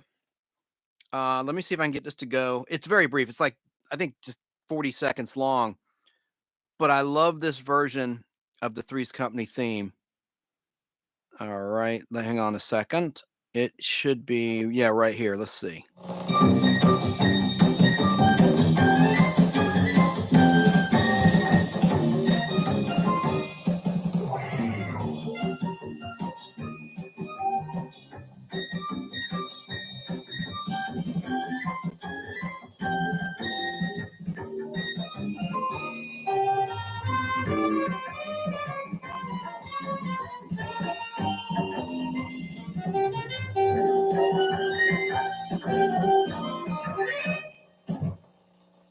I like that a lot. So, in the middle of the third season of Three's Company, which was the 78 to 79 television season, as everybody knows, the Ropers was spun off. And Norman Fell did not want to leave Three's Company. It was a top-rated show, and he insisted that, hey, if the show doesn't last, can I come back to Three's Company? He said, oh, sure. If it didn't make it to 2 seasons, yeah, you can come back. Well, it did make it to 2 seasons, actually a season and a half, but they did come back for one episode titled Night of the Ropers in season 6 of Three's Company after the Ropers had been canceled. But I think the Ropers gets a bad rap. Let me just quickly talk about that, because Suzanne did appear, talk about this very beginning of the show, in the season 2 premiere of the Ropers. The Ropers did very well. It was in the top 5 initially. It aired right after Three's Company, but then the network foolishly eventually moved it to Saturday night from Tuesday night, and then the ratings just tumbled and tumbled and tumbled. But the Ropers first debuted on ABC on Tuesday, March 13th, 1979 at 10 o'clock, right after Three's Company. That Three's Company spinoff fared extremely well. As I just said, it hit number 8. I said top 5. Shame on me. It hit number 8 in the top 10 in the Nielsen ratings with a 25.2 share. But as many network executives do, the successful sitcom was moved to a bad time slot, Saturday nights at 8, for its second and final season, which caused the ratings to sink. I know I'm repeating myself. That's what happens when I go off script with what I know. I'd already written that. Joining stars Norman Fell and Audra Lindley, who played the Ropers, were the hilarious Jeffrey Tambor, who later did the Larry Sanders Show and Archer and Arrested Development, as the snob next-door neighbor realtor Jeffrey P. Brooks III, who was married to a woman named Anne, played by beautiful Patricia McCormack, who we had seen as a child actor in the movie The Bad Seed, the horror movie, which is a good movie for the Halloween season to watch, by the way. 28 episodes were taped altogether of The Ropers. The Ropers began during the latter part of season 3 of Three's Company. I already said that. The Ropers was a remake of the British show George and Mildred. Already said that. And it was a spinoff of Man About the House in England. Already said that. Which itself was what original British show Three's Company was based on. That was George and Mildred. Yeah, George and Mildred. I said that. Okay. Despite the claims of the contrary of many on the internet, the show was funny, in my opinion. Your humble host, Chance Bartels, likes the Ropers. I like the Ropers. As of this writing, or this episode of the Nostalgic Podblast, I wrote this part. The Ropers has yet to be released on home video in any format. It does stream, but those are syndicated versions that are cut. They're about 23 minutes in length out of the 25 plus minutes, 25 minutes, 30 seconds. So usually they cut the epilogue, which sucks because I love the epilogues of Three's Company. It kind of, ties the comedy together and wraps up the storyline of that particular week's episode. Now, what was kind of cool is, I'm going off script here. Did I write about this? TV Land aired the Ropers in like a little Three's Company marathon when they started running Three's Company, and they had them in like the network length, not completely uncut, but they aired episodes, not all of them, but a few of them, with that long lost epilogue intact that had not run since 1978. I'm sorry, 1979 or 1980. And I think this was in 2004, I want to say. And they did a marathon when the first DVDs were released on TV Land and played Ropers episodes at that time too. And also they showed the very original opening, because when the show was put into reruns and syndication, talking about the Ropers, they had a different version of the opening credits. There was a longer version on the ABC network that had not been seen since the original air date until TV Land aired this recently edited batch of episodes. I have them all on tape, and I've converted them to DVD with my little trusty machine that'll convert, a Toshiba machine that'll convert VHS to DVD. Let's see. I'm not going to play a clip of the Ropers, but I just think it gets a bad rap. I know I already said that. Let's see here. Yeah, Antenna TV airs the Ropers. That's a free digital network like a Me TV or Cozy TV or Buzzer, all the free networks, which you can get on many cable providers. I know you probably don't have cable, but you can stream Buzzer at Pluto TV. Me TV, you can't. You either have Me TV or you don't. But we're talking Antenna TV. They air the slightly edited syndicated versions of the Ropers as part of their lineup. Although 3 minutes are cut from each episode to allow for more TV commercials to air in the 30-minute time slot. Now, when I wrote this a year ago, Pluto TV was streaming those cut syndicated Ropers episodes on demand as well. It could very well be on Tubi TV. I'll research that before I go on Facebook Live later tonight. After the series was canceled, the last episode airing on Thursday, May 22nd, 1980, that episode I told you about where the Ropers returned in just one episode, in which they interact with Ralph Furley, played by Don Knotts. That episode, Night of the Ropers, I didn't mention this yet, aired on Tuesday, March 17th, 1981, almost exactly 2 years after the debut of their own show in 1979. The debut, not the end. Now, folks on Facebook commented about the Ropers, that the Ropers were supposed to be in their 40s, yet they look so old. And someone said, man, I'm in my 40s. Crap. Well, listen, don't fret. By the way, in reality, Audra Lindley was 60 when Three's Company started, and Norman Fell was 53. So don't be so hard on yourself. I like the new characters that were introduced into the Three's Company universe in the Ropers, like Helen's snob sister Ethel, who was played by a woman who did all these ads for margarine. It's not nice to fool Mother Nature. And they introduced her forgetful mom, who acted in Halloween 2. Talked about last week on the Nostalgic Podblast when we had a send-off to actor Mark Goddard. Later in that episode, I gave you some Halloween movie recommendations, and we briefly talked about Halloween 2. I did to you. And she had other sisters, including one who was continually knocked up and pregnant. So I like these new characters in the Three's Company universe, thanks to the Ropers. And in terms of Three's a Crowd, there was a character I liked as well. EZ, he was like a burnout surfer dude.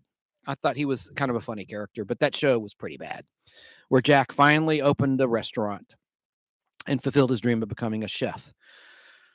Okay. The Ropers theme was not very good. I didn't like the musical theme. That's just me. I think I'm going to go ahead and now play a clip of Suzanne Somers with the great Tom Snyder that I teased earlier, where she's promoting at the time her Candid show. Candid Camera show, Candid, real good. Candid, the Candid Camera show. And this is from, let me see if I can find a year. June 22nd, 1998. And this was on CBS on The Late Late Show with Tom Snyder, which is produced by Worldwide Pants, David Letterman's production company. I love that little theme, saxophone. I'm talking all over it. Good evening, my friends, and welcome back, everybody. Happy Monday. It is the 22nd of June, 1998, and in the house tonight is Evelyn Keyes, one of the great stars of Gone with the Wind, which is now set for a dramatic re-release later on this week, and then Peter Funt, who is the co-host, along with our friend Suzanne Somers of Candid Camera here on CBS. And that would be my stint hosting what is known as the morning matinee. Remember that? I worked at a TV station in Atlanta, Georgia, and if you were the new guy there, you got to host the morning matinee. It was a terrible assignment because you had to get there at 8:30 or 9 o'clock in the morning and prepare for about 14 live commercials that would occur during the morning matinee, which usually was a motion picture made in 1937, if you catch my drift. This was not the $1 million movie. This was the $12 movie. And we had one particular sponsor there. It was K Jewelers, and they sold everything but jewelry.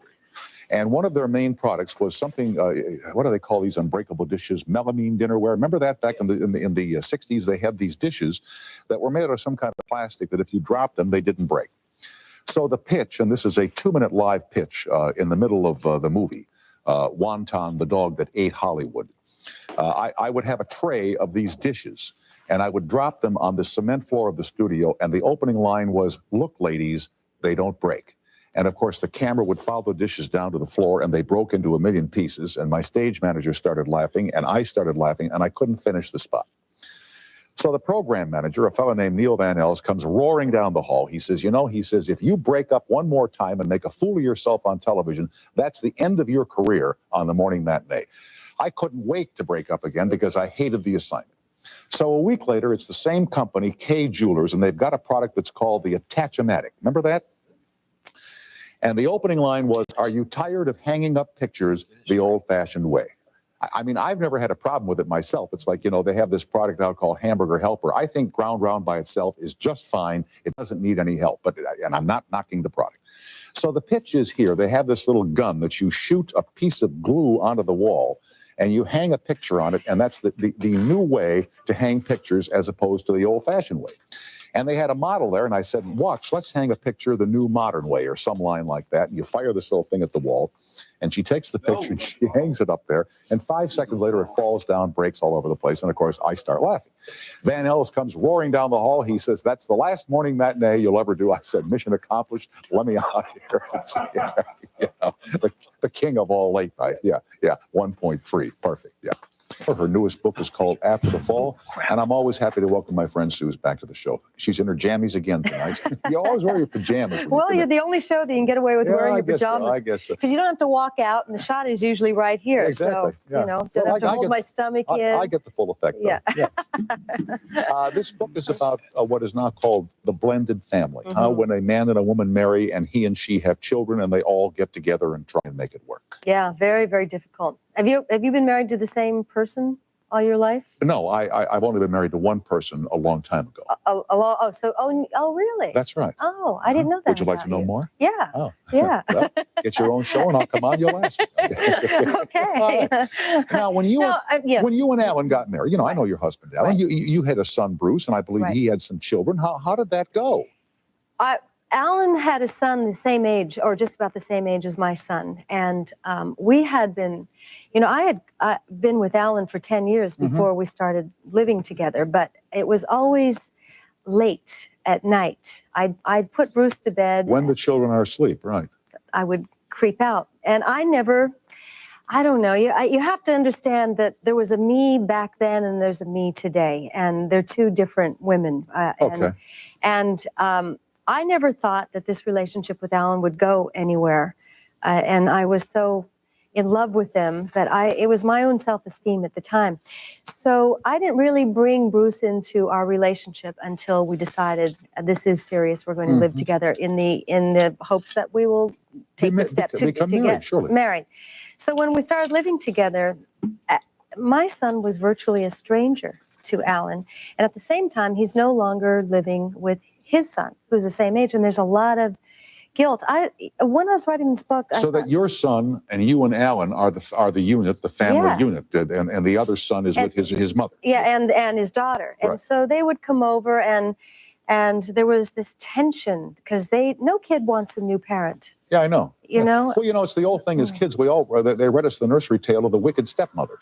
Yes, and that was the other thing I found in writing this book, that's the first big mistake, is saying, "Hello, I'm your new stepmother." All they hear is mother. And in their minds they're saying, "I have a mother.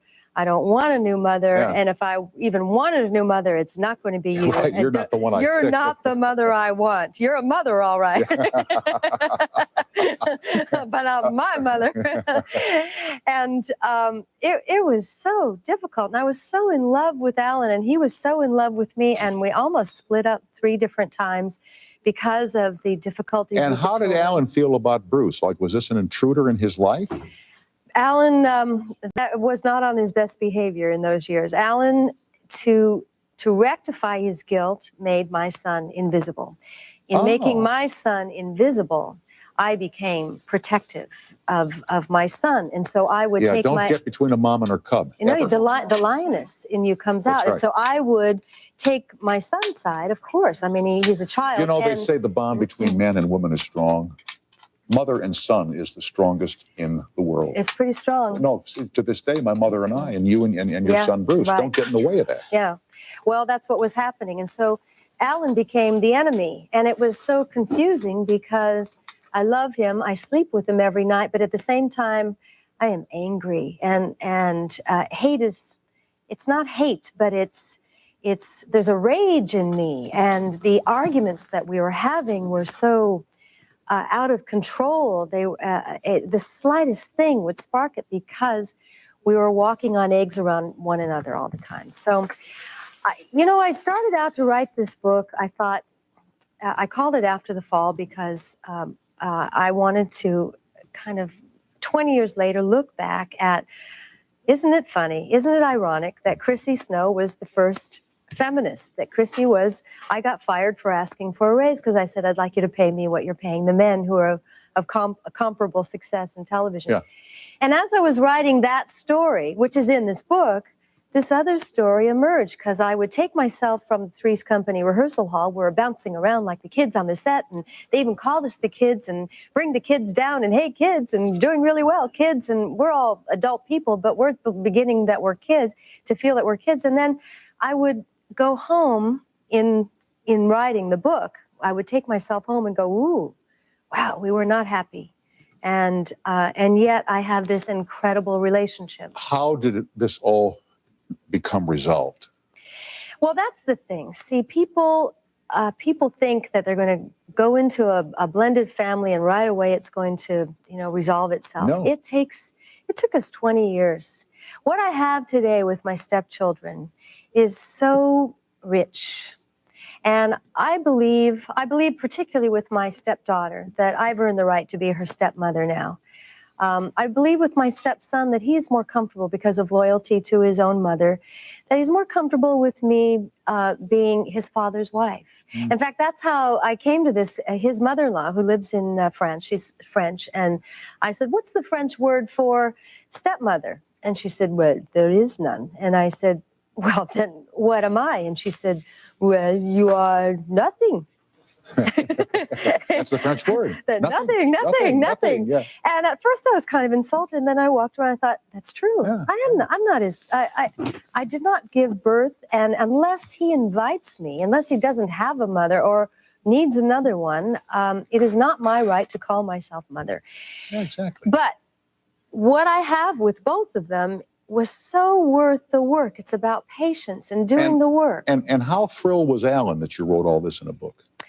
I kept saying to him, I'd be writing the story and I said, Al, I know it's going to resolve itself in the end.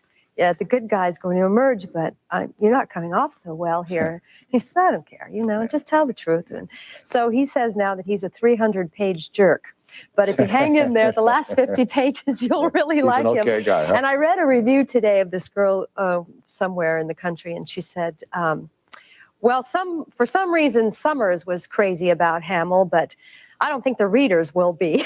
So it's pretty trusting. It's pretty secure of him to allow me to lay it out there. Sometimes life is not One pretty. thing you've never done is not lay it out there. I lay it out there. You've always laid it right out there, and you've taken on all comers. This woman has taken on all comers, folks. All comers. But always with a reason. Yeah. The first book, the alcoholic book of living with an alcoholic, that was you don't have to stay where you came from. You can make it out if you're willing to do the work on yourself. Then I found myself in the second situation, which is this blended family, which has elements of alcoholism in it because the behavior is very dysfunctional of everybody, and the fighting that we did. And there's no reason to write a book to say it was terrible, it got worse, and today, wow, is it awful? Yeah. The point of the book is, hey, once again, you do the work. do the work, There's a and way you're out. patient, you can find bliss in a blended family. Let me do a little break here, and then we'll get to the good part. Okay? I want to hear about Tanya the elephant on the stage and where she is now and all that stuff. Suzanne Okay. Summers is the guest. She's on CBS's Candid Camera. Her newest book is called After the Fall. It's not a disaster picture. It's not a disaster book. We'll be right back with Susan. You on the toll free after this break. Jeez. I love it when he takes calls. Tom is great with callers. Let's listen to a little bit more. And I'm going to start winding down this podcast. I'm going to talk about the nostalgic treat of the week. We already had one for this week, Big League Chew, in last week's show. We're going to have two shows this week. Last time I honored the memory of Mark Goddard, who passed away, and Phyllis Coates. More so Mark Goddard than Phyllis, because I was a big fan of him, and I met him several times.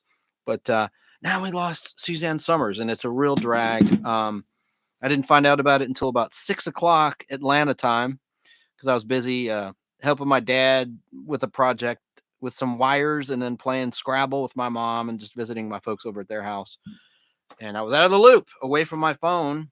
So when I saw the news, I was just completely shocked. The world doesn't feel the same with that Suzanne Summers. I don't mean to overstate it, but she was a force to be reckoned with in terms of being a mega successful businesswoman, and a talented actor, and just, she was a pop culture goddess. She really was. Now I'm going to just try to play a couple calls. I may fast forward. I will play this later in the audio version. This is just for YouTubers only. What I'm doing right now live as we're live, but I'm going to do this in Facebook Live later tonight in an expanded show about Suzanne Summers, which will be in the audio platforms as well, like Fistful of Radio out of Atlanta, and TuneIn, Spotify. Can't say Stitcher because XM killed Stitcher. Stitcher's no more. But I am on Apple Podcasts, Google Podcasts for now, because like XM did with Stitcher, Google is killing Google Podcast in favor of a new product that they're going to roll out. Don't know if that'll be paid or free, but that's besides the point. And I'm on Podbean. Hello, Podbean listeners. And anywhere you consume the Nostalgic Podblast, very grateful for your listenership. Now, I'm going to play a little bit more of this clip from June 22nd, 1998, with the lovely Suzanne Summers with the late Tom Snyder. The lovely and late Suzanne Summers, unfortunately.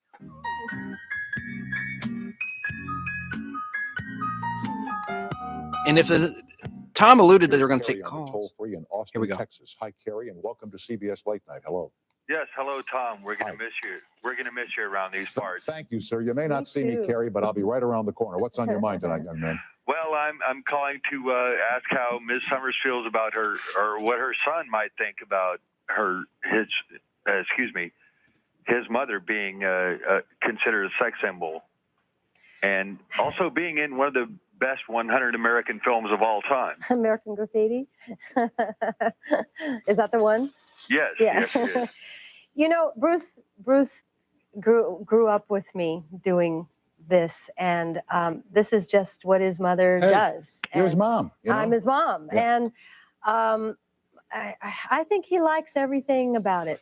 This has not been a detriment for him, except in the beginning, when you're a single mother and you raise a child, they get 100% of your attention. Mm-hmm. And then when my career took off, it got cut back drastically.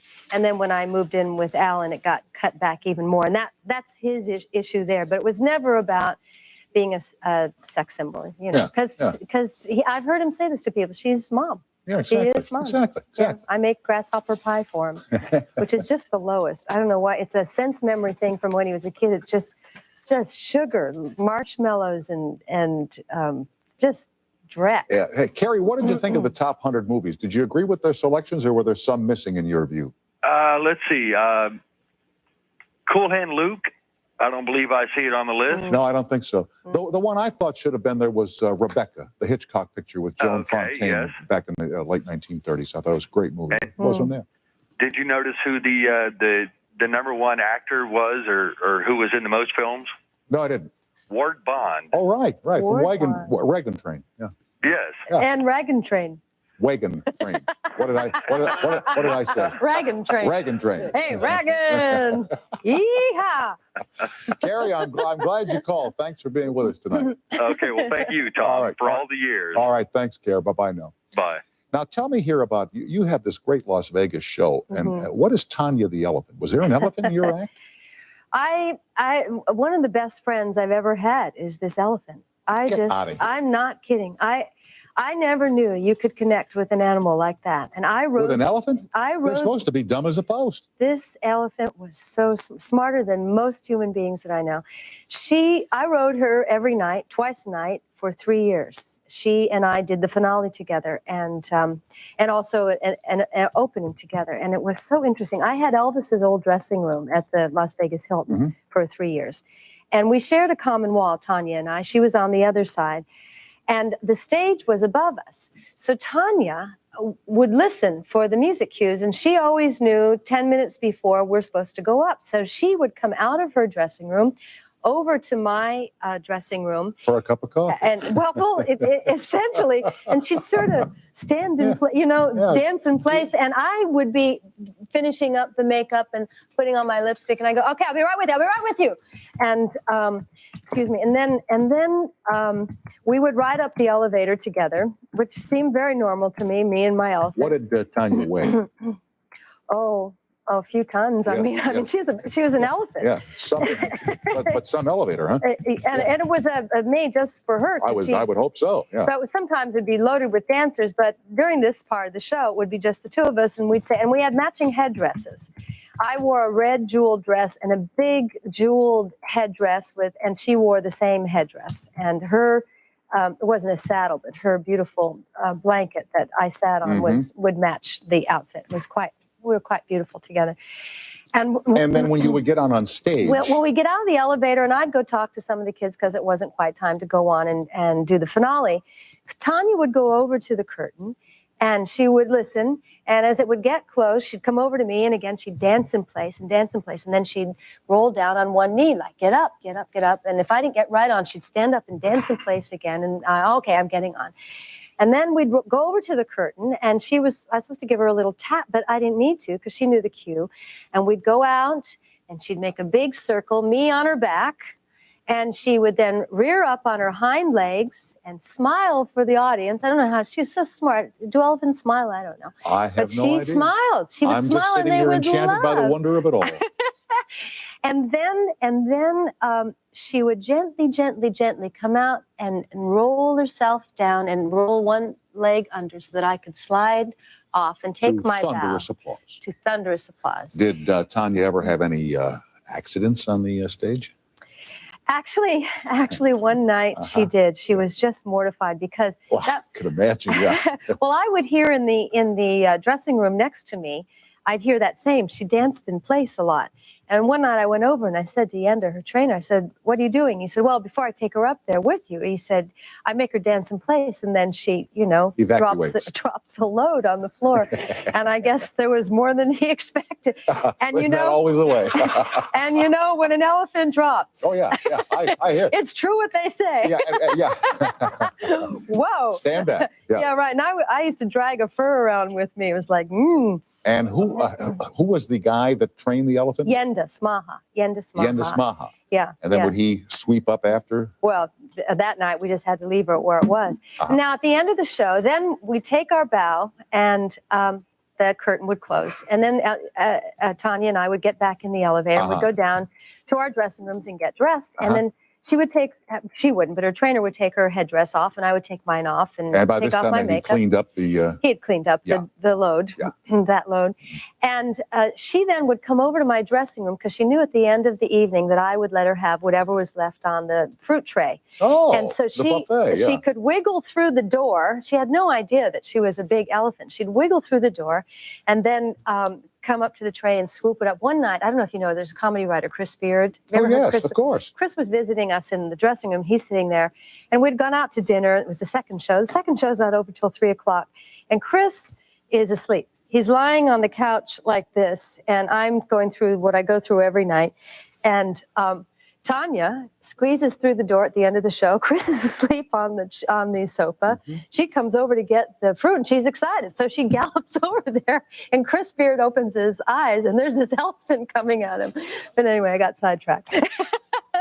So we would leave after that. After she finished the fruit, we'd go upstairs in the elevator out to the parking lot, and before she went home, her trainer would let her have one big happy romp in the playground where she'd romp and trumpet and make these wonderful sounds. And then What was the man's name again? Yendis Maha. Yendis Maha. I wonder if they ever asked him.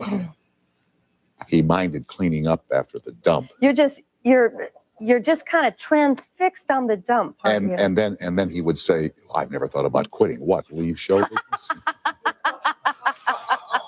I've been dying to get there for 10 minutes. I should know you well enough by now to know. Yeah. Back to the dump. Back to the dump. Right. You know, and I didn't pick up the cue. I'm sorry. That's okay. We're both getting older now. But you see, last night I had an email today. They accused me of interrupting David Steinberg last night. So this evening I'm being on my very best behavior. You are. Yes, I am. You actually are. Last night, I love David.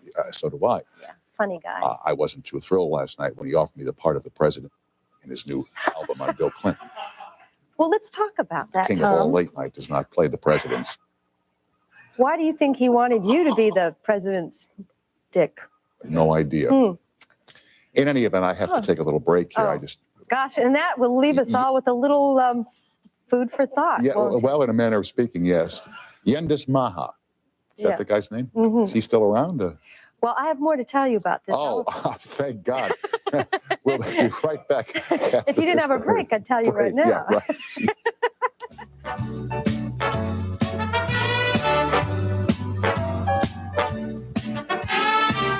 Just another couple more minutes of this. Well, that's the thing. I just have to back up one little bit. So after I left the Moulin Rouge, after 3 years, I was playing the DI about 6 months later. Desert Inn. And I said to Alan after the show one night, why don't we go over and see Tanya? Do you think she'd remember me? So we went down and downstairs into the dressing room area, and I walked towards her door, and I started getting nervous because I know this person really well. And I looked in the door and I said, Tanya?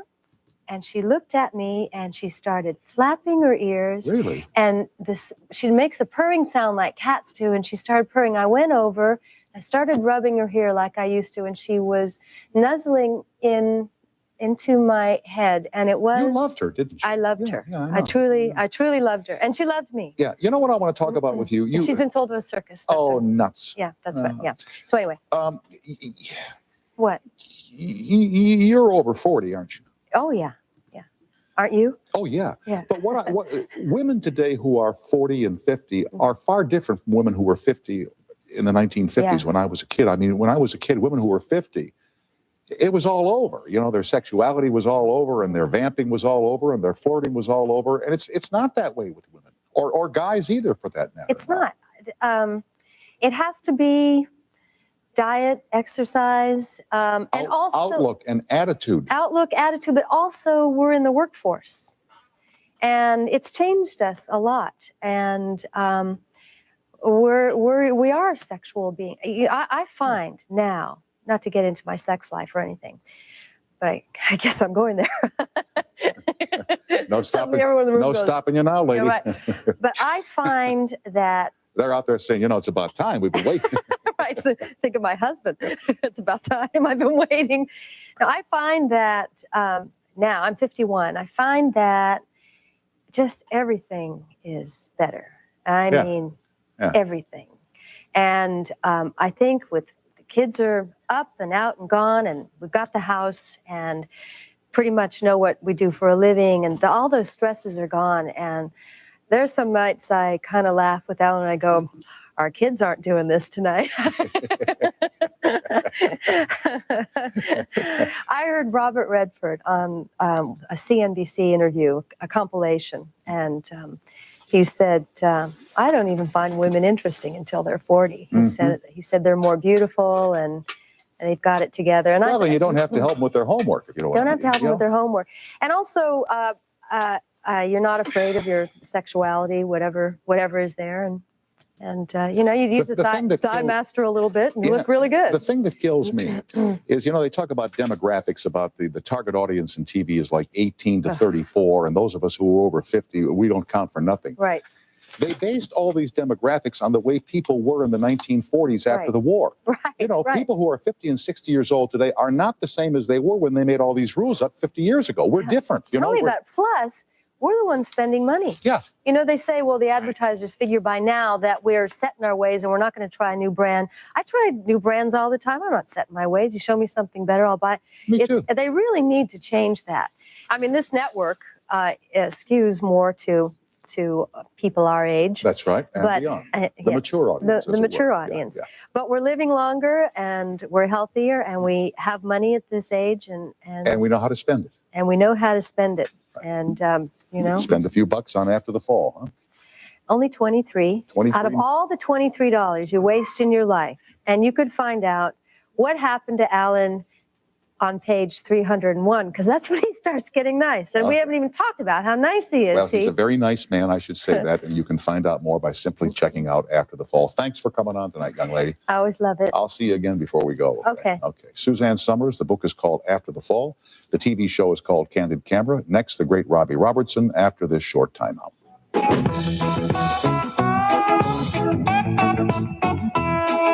I thought that was a wonderful interview. And have you not met someone with a similar personality as Suzanne Somers? I have.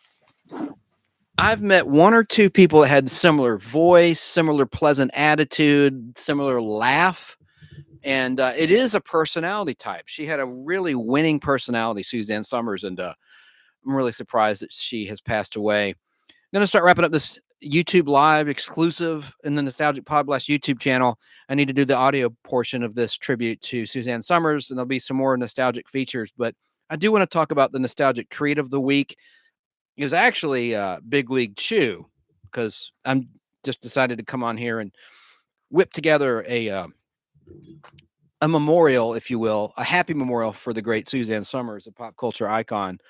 So, you know, I didn't have time to prepare, and I'm saving what I have for next week's Nostalgic Week. I'll just go ahead and do this one right now. The Nostalgic Treat of the Week, a different one than Big League Chew, which I thought would be the official Nostalgic Treat of the Week for this week of the Nostalgic Podblast. Going to talk about something she endorsed, and I already played this commercial earlier, but in case you tuned in late, I'll play a different commercial for this product. Of course, I'm talking about Lifesavers, which are still around. I like to feature a treat that you can't get anymore, or that's difficult to find, that might be in another country that you have to have imported. But that's not going to be the case with this. Let me find a commercial. I have one with, you know, this gentleman. You remember, of course, A Christmas Story. Do you remember the Messy Marvin television commercials with Peter Billingsley? He played Messy Marvin in the Hershey's chocolate syrup commercials, where he would make chocolate milk and mess everything up, hence the name Messy Marvin. I thought it was pretty good marketing. Where the heck are you, my little friend? I wanted to play a commercial he did for Lifesavers.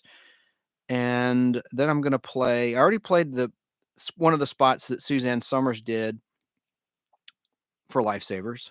And then I have also incorporated in this little brief segment, along with the origin of the Lifesaver, is my fake rant of the week, because it pertains to Lifesavers. Let's see if I could just find it. All right, I think I finally got it. Good Lord. I do. I went too far. Okay. I want to first play the commercial. Where did I pull that clip? With Peter Billingsley. Yep, this is from 1978, a long time ago. 30-second commercial. Let's listen. Scream the Wicked Witch. Mommy's mouth's awful dry. Have a Lifesaver candy, Mom. Great flavor has been around for years. Hey, cherry. No, wait, banana. It's both, Mom. It's wild flavors. What about the witch? You read it to Mommy. Mouth's awful dry. Lifesavers. So the wicked. All right, there's that jingle. Let me want to get something prepared for part of my rant of the week pertains to that product. Let me just quickly play a 1981 commercial for Lifesavers. There's a 30-second spot. What? You're telling me that this juicy, delicious taste has always had less than 10 calories? That's your Lifesavers. That's my favorite candy. I never knew which one had less than 10 calories. Yeah, I bet your Lifesavers. That's cute. Hey, Mom, can't I have some candy? You bet your lifesavers. Can Lifesavers roll candy add more fun to your life with less than 10 calories each? You bet your lifesavers. Oh, hell. Yep. You bet your lifesavers. Now, let's talk about the origin of lifesavers really quickly. This isn't going to be a long, boring lecture. It's not going to spend a whole lot. I'm not going to spend a whole lot of time on lifesavers, but I want to talk about the origin as I always do. Discuss the origin of the nostalgia tree of the week. Lifesavers were first created in 1912 by Clarence Crane with a C, C-R-A-N-E, a Garrettsville, Ohio candy maker and father of the famed poet Hart Crane, H-A-R-T Crane. Never heard of him. Clarence had switched, and that's probably going to come back to haunt me. You know, I'm sure he's like a really famous poet, and I'll look like an ignoramus by saying I never heard of Hart Crane. But anyway, Clarence had switched from the maple sugar business to chocolates the year before, but found that they sold poorly in the summer because air conditioning was rare and they melted. He saw a machine pharmacies used to make pills that were round and wafer shaped and thought he'd use those to make mints, which at the time were made square, like Velomints, for instance, because they were pressed into sheets and then sliced into squares. The machinery could also punch a hole in the center, and Crane named the candy after its resulting life preserver shape. Here's a peppermint lifesaver, individually wrapped, as you can see, and also showing butter rum, which are kind of hard to find, but I found these at a CVS in the Atlanta, Georgia area. And then there's the 5-flavor variety. A lot of people like wintergreen. My grandfather did. My mom likes those too. I like peppermint in terms of the mints, but there's also an orange lifesaver mint I meant to grab for the camera. It tastes like the fruit flavored certs that you can't get anymore. Certs have been banned since 2018 by the U.S. government and Congress specifically because they have cottonseed oil, hydrogenated cottonseed oil as an ingredient, retsin. And what's the harm, man? Since they were around since the 1950s, there's retsin in it. I mean, it's not like cigarettes that'll kill you. I mean, give me a break. Anyway, but like getting back to the origin of lifesavers, I just have a few more sentences I want to share with you about it, a few more points. So the machinery could punch a hole in the center, so he thought it looked like a life preserver. Hence the name Lifesavers. Well, about a year later, in 1913, a young English American named Joseph Noble from Connecticut established the modern-day version of what will become Lifesavers candy. Noble's original idea of producing the candy was going to be mint flavored. But as the candy progressed over the years, different varieties have been introduced. In 1913, Crane sold the formula for his Lifesavers candy to Edward Noble of New York for $2,900. Noble started his own candy company and began producing and selling the mints known as Pep-O-Mint Lifesavers. He also began to package the mints into rolls wrapped in tin foil to keep them from going stale. This process was done by hand until 1919 when machinery was developed by Edward Noble's brother, Robert Peckham Noble, to streamline the process.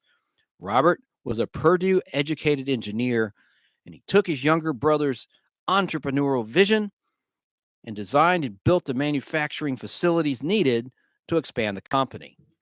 The primary manufacturing plant for Lifesavers is located in Port Chester, New York. A local landmark replete with the Lifesavers motif cast into the cornice.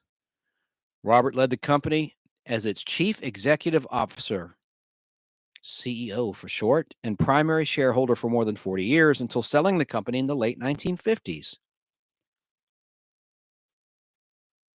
In 1919, 6 other flavors, Wint-O-Green, Clo-O-V, Lick-O-Rish, and Cinnamon, Violet, and Choc-O-Let had been developed, and these remained the standard flavors for Lifesavers until the 1920s. In 1920, a new flavor called Malt-O-Milk was introduced. Now, I love milk, and I love chocolate milk. That doesn't sound very appealing. Malt-O-Milk was introduced. This flavor was received so poorly that it was discontinued after only a few years. In 1925, the tin foil was replaced with aluminum foil. And I remember that with the little green, the green wraparound plastic that you would pull and it would open the pack, which they did away with as well years later. Noble promoted the candy at cash registers of saloons, cigar stores, drugstores, barbershops, and restaurants. He had the candy placed with a 5-cent price near the cash register. In 1921, the company began to produce solid fruit drops. In 1925, technology improved to allow a hole in the center of the fruit candies. These were introduced as the fruit drop with the hole and came in orange, lemon, and lime, each of which were packaged in their own separate rolls. In contrast to the opaque white mints previously produced by the company, these new candies were crystal-like in appearance. These new flavors quickly became popular with the public. 4 new flavors were quickly introduced, namely anise, butter rum, cola, and root beer, which were made in the clear fruit drop style. Other than butter rum, which remains in the brand's lineup of flavors, these did not prove to be as popular as the 3 original fruit drop flavors. In 1931, the Lifesavers cough drop was introduced with menthol, but it was not successful. In 1931, rolls of pineapple and cherry fruit drops were also introduced. As the public response proved positive for these, a new variety of mint called Cristo Mint, like crystal, C-R-Y-S-T, Cristo Mint, Cristo Mint, made in the same crystal-like style, was introduced in 1932. In 1935, the classic 5-flavor rolls, which you can see on camera, were introduced, offering a selection of 5 different flavors: pineapple, lime, orange, cherry, and lemon in each roll. This flavor lineup was unchanged for nearly 70 years until 2003, over 20 years ago, when 3 of the flavors were replaced in the United States. You suck! Making the rolls pineapple, cherry, raspberry, watermelon, and blackberry. Yeah, to be like a Jolly Rancher, I guess. However, orange was subsequently reintroduced and blackberry was dropped. I love blackberry. And they had that tropical fruit roll too. The original 5-flavor lineup is still sold in Canada. In the late 1930s and early 1940s, 4 new mint flavors were introduced: Molasso Mint, like molasses, Molasso Mint, Spear-O Mint, Chalk-O Mint, and Stick-O Pep. During the Second World War, During the Second World War, other candy manufacturers donated their sugar rations to keep Lifesavers in production so that the little candies could be shared with the armed forces as a tasty reminder of life at home. Soon after the war ended, the manufacturing license was withdrawn. In 1947, the United Kingdom-based Rowntrees, which formerly had been licensed to make Lifesavers, started to manufacture a similar product called the Polo Mint, like Ralph Lauren's product, Polo Mint, P-O-L-O. I did not know that. In 1981, Nabisco Brands, Inc. acquired Lifesavers from the E.R. Squibb Corporation. A number of early mint flavors, including clove, violet, licorice, and cinnamon, M-O-N, hey, Mon, were discontinued due to poor sales. Nabisco introduced a new cinnamon flavor, hot cinnamon. I don't remember that, as a clear fruit drop type candy. Okay, so it wasn't technically a Lifesaver. That's why I don't remember it. Do you remember it? This replaced the white mint flavor cinnamon, which had been recently discontinued. The other original mint flavors were retired. A number of other flavors were also quickly discontinued after Nabisco took over in order to make the business more profitable. In 2004, the U.S. Lifesavers business was acquired by Wrigley's. Wrigley's introduced 2 new mint flavors for the first time in over 60 years. In 2006, Orange Mint. That's the one I recently discovered for the first time, that tastes like the fruit certs. And they also introduced in 2006 Sweet Mint that I've never tried. Sweet Mint, interesting. They also revived some of the early mint flavors, such as Wintergreen. I never knew that went away. Lifesavers production was based in Holland, Michigan until 2002, when it moved to Montreal, Quebec, Canada, due to significantly lower sugar prices in the new location. The company's headquarters in Port Chester, New York, where Lifesavers were made from 1920 until 1984, was distinctive. Although it has been converted to apartments, it still retains some of the Lifesaver signage. It was added to the National Register of Historic Places in 1985. The rights to the Lifesavers brand in Australia and New Zealand were sold by Nestle to Darrell Lee, Darrellea, in 2018. The year search went away. As a result of the sale, production was shifted from New Zealand to Australia. Now it's time for my nostalgic rant of the week. Let's talk about the Lifesavers Christmas storybook or holiday storybook. It used to have different roles. It would have butter rum that you see here. It would have 5 flavors. It would have wintergreen. It would have peppermint. It would have the tropical fruit flavors. It had different roles. Now all you get, and there'd be 5 rolls on each side. Now it's just one side. You have 50% less rolls, and all they give you are the 5 flavors. They've got to do something about that. We need to rise up. I mean, that is BS, man. I loved the variety of the storybook. Let's listen to a commercial for the Lifesaver storybook. Just 30 seconds of your time for this. And then we're going to start to wrap this live YouTube video remembering the great Suzanne Somers, who sadly passed away just one day shy of her 77th birthday on October 16th, 2023. Here we go. The sweet storybook. Here we go. Let's see if the audio's coming through.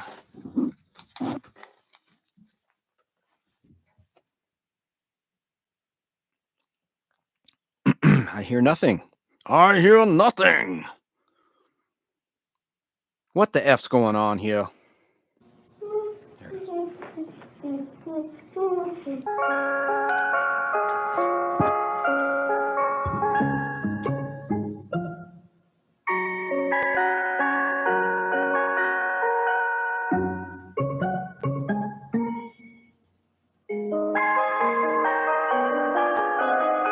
Sometimes it's the little things that make all the difference. Lifesaver's Sweet Storybook and Keepsake Tins. Christmas just isn't the same without them. Nowadays, you get less choice and 50% less candy. That's bad practice by the new owners. Bring them back. Bring back the old flavors, please. Bring back the old storybook this holiday season before it's too late. Now, do you remember Giant Lifesavers? They were lollipops. I remember them and I loved them. And of course, now we have gummy Lifesavers, which I also like. They're so soft and they're addictive as all get out. They used to have the little plastic trays. Now they're in bags. Here are peppermint. They're individually wrapped. Those are the hard candies, of course. I don't think they taste very good. Do you? Gummy peppermint or wintergreen? Yeah. Nasty. Wouldn't be very good. But that's my nostalgic treat for this supplemental edition of the Nostalgic Podblast, honoring the memory of Suzanne Somers. Now, I asked this last time, is anyone going to make caramel apples for the kids this Halloween season?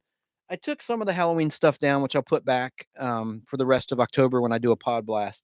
But you see at the top some movies I recommend that are somewhat offbeat movies, classic nostalgic horror movies. These aren't more modern ones. The most recent movie up there is from 2010, Piranha 3D. And then you see the Three's Company DVD set, seasons 1 through 5 that Suzanne was in. Some stickers from the 1977 Topps cards that I held up for the camera.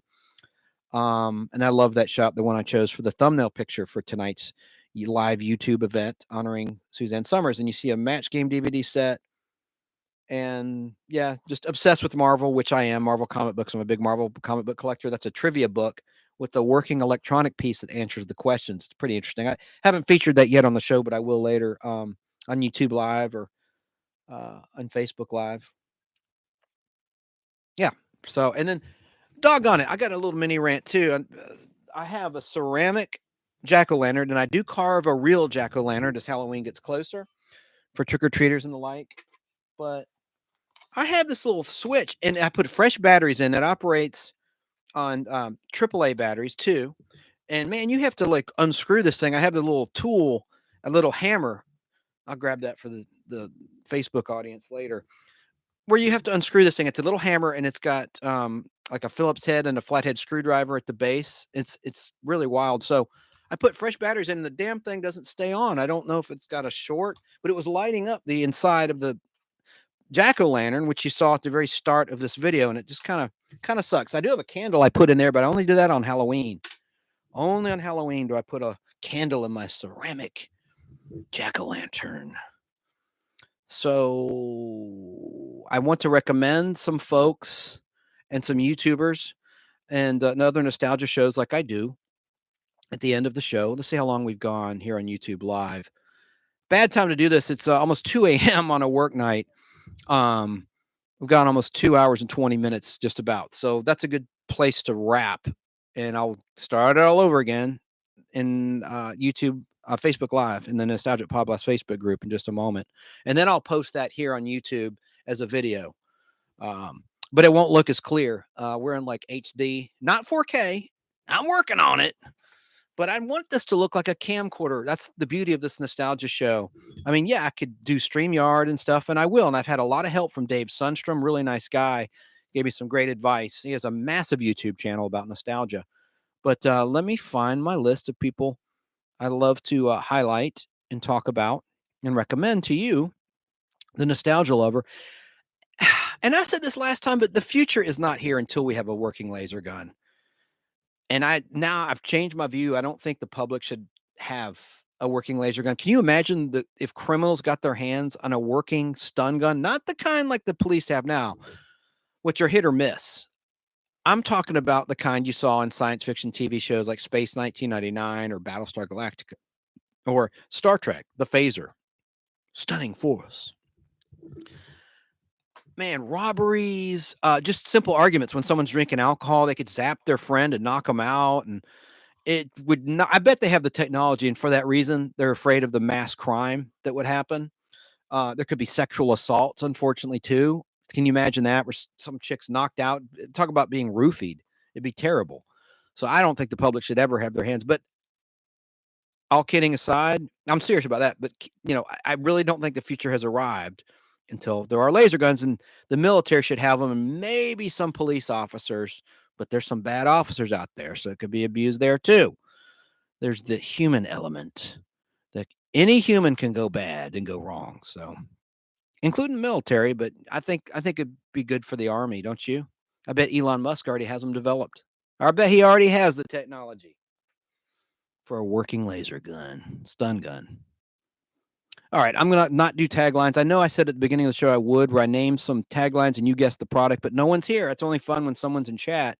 I don't see anyone chatting or commenting, so I'm going to skip that and do my recommendations. So let's go to that page. Want to recommend a Facebook group first, The Fun World of Classic Television, 1946 to 1947 to 1981 to 1982. That's a great Facebook group with a lot of information about classic television, run by a very knowledgeable man, Steve Russo. He's in the state of Massachusetts. He does a great job with that group. Another good one is Classic Television Shows on Facebook. They have over 400,000 members and growing. I want to recommend my buddy. He's also in Georgia, as I am. He's in North Georgia, in Dawsonville. I'm not going to give his address, but Curtis Lanclow. Retrozest.com. Check out his website. He's got t-shirts, he's got pins, and he's got celebrities he interviews. He's a great interviewer, and he does excellent work, and the audio quality is second to none. His audio is perfect, and he posts the new episode on his platforms. He's also on Facebook. He's got over, I think, close to 35,000 members in his Facebook page. It's simply called Retrozest on Facebook, and every day he acknowledges the birthdays of people we care about in the entertainment world, the music world. He honors he mentions the anniversaries of certain record albums when they were originally released, and he does great Photoshop, great memes. He's a really talented guy, and I've met him several times in person for lunch and just to chit chat. Really good guy. This has come and gone as we're live because it's already Monday, but there's a weekend show I want to recommend, and it's on old school radio on a heritage station, WBHF radio in Cartersville, Georgia.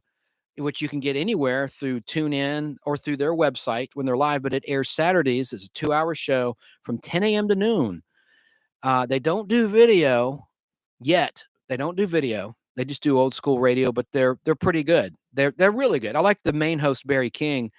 He's a nice guy too. I've met him before. We've seen movies together and stuff. He's a good guy. And he's called in the past on this show, and I've been on his show. And I try to call in every other week or so, which he encourages everyone to call in. He says, "Hey, you'll know when it's time to call in." And he's like, "If you have anything to add, say the phone number." So then I know he's covered what he wants to cover for the most part, and he's ready to take calls. But check out, it's called BK on the Air. BK like Burger King, but it's really his initials. Barry King is the guy's name. B.K. on the Air. I want to recommend Geek to Me Radio. They just signed off as we're live on YouTube. He's out of St. Louis on a major radio station, KTRS. He's on your FM dial up there Sunday nights, but he's also on Facebook Live and YouTube Live. You just got to go to Geek to Me Radio on YouTube to check it out and subscribe there. And he has a new podcast he's going to do with the voice of Wonder Woman in Cartoon Land. He just announced it today. But he's on Sunday nights in his 1-hour show at 7 p.m. Pacific, 9 o'clock Central, and 10 p.m. Eastern Time. Check out Thrash Pondo on YouTube Sunday and Monday evenings. What he does, it's just an open chat. And I don't mean just. I just want to explain it's a little different in a good way, where a lot of nostalgic people on YouTube comment, and he does trivia games. He has great trivia that he does, and he's a very nice person. And he's out of, I want to say Rhode Island, Cape Cod area. Yeah. He's in the Rhode Island. Am I wrong or am I right? I think I am right. Yeah. But anyway, wherever he's at, he's good. And he sometimes goes live on Monday nights for about an hour, but it's always on Sunday night around 7:30, if not at 7:30, is when he's live for about an hour to talk nostalgia. And a lot of people tune in and interact. Want to recommend Superman homepage, which has been around for decades. It's the #1 Superman website in the world, run by Steve Eunice in Australia. And he's live on YouTube every Monday night for 1 hour and 1 hour only, meaning he has a hard stop. He's very disciplined. Unlike me, I can ramble for hours. But he's live Monday night at 10:30 Eastern, 7:30 Pacific time. And his co-host is Michael Bailey. They talk about the current Superman comics, the classic Superman comics, the current and classic Superman in media, whether it's a book, a toy, a television show, a streaming show, a movie, whatever. They're on it. They do a great job covering all things Superman. And there's some retro things. They go to a break midway through. They have a little halftime, and they'll show like maybe a Jerry Seinfeld Superman commercial from the 90s. A lot of good stuff, a lot of creative things coming out of Superman homepage. And check out their website, supermanhomepage.com. And a new friend, Katie is her name. She's on YouTube exclusively. K-pop junkie out of Michigan State. And you spell it like this if you want to search and subscribe to her channel, if you will. It's letter K, letter P, letter O, letter P, like K-pop _junkie, spelled Junki. K-pop junkie. And she interviews guests, artists, comic book artists, creative people. It's mostly comic book people, but also some actors and others. And she's really got a great personality. Sometimes she'll just go live to shoot the shit, which is a lot of fun. I think she's live right now. But check her out. Hosting creative guests is her game. And if you haven't already, here's the big mother load in terms of YouTube nostalgia. That's Dave Sundstrom. I've already talked about. I want to spell his name. Dave, obviously you know how to spell Dave, like Diamond Dave, original lead frontman of Van Halen. Dave Sundstrom, S-U-N, like the sun, our star in the Milky Way galaxy. Sundstrom, S-T-R-O-M, Sundstrom on YouTube. Major YouTube channel, a lot of video. He does interactive games and giveaways with his subscribers, and he does exclusive stuff for members. He has a membership program. Really nice person. He's out of Utah State. I really like, I talk about this every week, but I really like the video he did recently about Topps and Flair TV and movie bubblegum trading cards. I thought he would just knocked it out of the park. Great video. And then check out Pat McCormack, Golden Rage of TV on YouTube. he has interviewed a lot of top-notch classic TV actors, such as Loretta Swit, Hot Lips, and the television classic MASH, Ruta Lee, and Dee Wallace was his most recent guest as we're live. Dee Wallace Stone, to be specific. Unfortunately, her husband passed away in 1995 of a heart attack, and I liked her husband a lot. But she was in, of course, The Howling and E.T. She's best known as playing the mom in E.T., the extraterrestrial, directed by the great Steven Spielberg, among other projects. I really like her. And Pat McCormack himself is an actor, and he's a member of the Screen Actors Guild, and he's a musician. He plays the guitar really, really well. He won an Emmy Award. He and his bandmates, who played a fictional band in the soap opera General Hospital on ABC. And he was invited for an anniversary of General Hospital. To me, the best year of General Hospital, this is when I was 10 years old, was 1981, because you had Rick Springfield join the cast. This is just one of many things. You had the Luke and Laura wedding, which actually rated higher in America than Prince Charles and Lady Di's wedding, the real wedding, that same year, 1981. And by the way, Laura is played by Jeannie Francis, who's married to Star Trek The Next Generation actor who plays number 1, Francis. Trying to remember his first name. The bearded gentleman who plays number 1 in Star Trek The Next Generation. Let me look it up.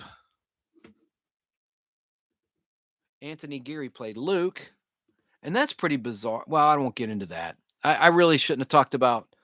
I recommended this movie, Nightmare in Badham County, last week, and it's on YouTube. But that movie is very disturbing, and I kind of feel like, even though it's horror, it's a women in prison movie, but there's just so many terrible things happen in that movie. But what's that guy's name? I'm losing it. He did a Fall Guy episode I have on film before Star Trek The Next Generation, 3 years before. But let me see his name. I have his autograph. God, I gotta do another show too, and I'm getting punchy already. Next Generation. I like that pinball machine, by the way, too. Oh, Jonathan Frakes. Not Francis at all. That's his wife, Jonathan Frakes. That's why I couldn't think of it, his name. So those are my recommendations, and welcome, Katie. You're going to be recommended every week. I appreciate your mutual support. Because you talk nostalgia too.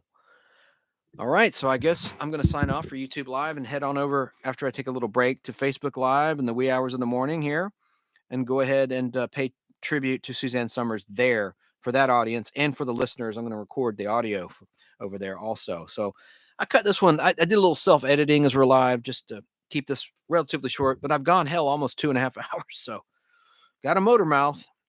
That's for darn sure. It's the caffeine, folks. I'm on a legal drug known as caffeine. I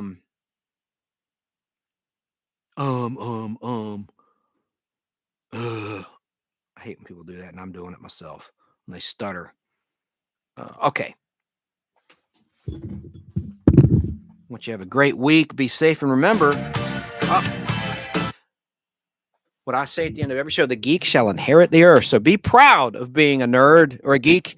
We used to be made fun of collecting comic books, having Spider-Man, the Hobgoblin, and the Green Goblin painted on my bedroom wall when I was 13. My mother did that. Isn't that incredible? The Green Goblin was based on Ross Andrews' art in Amazing Spider-Man, and the Spidey image was actually from a cover of Spidey Super Stories, the children's version of Spider-Man, which I did not collect, but it was used as the corner box for many years in the early 80s, and I just love that image. But it actually comes from a cover of Spidey Super Stories, where he's teamed up with Shauna. And then there's the Hobgoblin, first introduced in Amazing Spider-Man issue number 238 in 1982. I have several copies, and they had tattoos in the middle, meaning tattoos were something that didn't last. There were, of course, tattoos for kids. You put water, and there's a little pouch in the center of that book, and most people remove the tattoos. So it's a little more valuable if you can find, where'd I have you, my little friend? All right, here. If you can find the tattoos intact. I love the Hobgoblin character. He was a big hit in the early to mid 1980s. Nobody knew who his secret identity was. I won't spoil it for you now, even though it's been on 40 friggin' years. All right. Well, remember, the geek shall inherit the earth, just like just look at what Elon Musk and Bill Gates are up to. Amazing stuff. Catch you next time on the Nostalgic Podblast. And don't forget to check us out on Fistful of Radio out of Atlanta. And if you're there and want to leave, if you want to ever want to leave a little tip for your buddy Chance, there's a PayPal link at fistfulofradio.com, and you can write that off on your taxes as a tax-deductible donation. Thank you very much. And God bless Suzanne Somers. She will be missed, but she is immortal. Just like I said about Mark Goddard, she's immortal on film, video, and in our hearts. Absolutely. And she was a big talent and just had a great laugh. We'll miss you, Suzanne Somers. I love you. I was one of your biggest fans. God bless.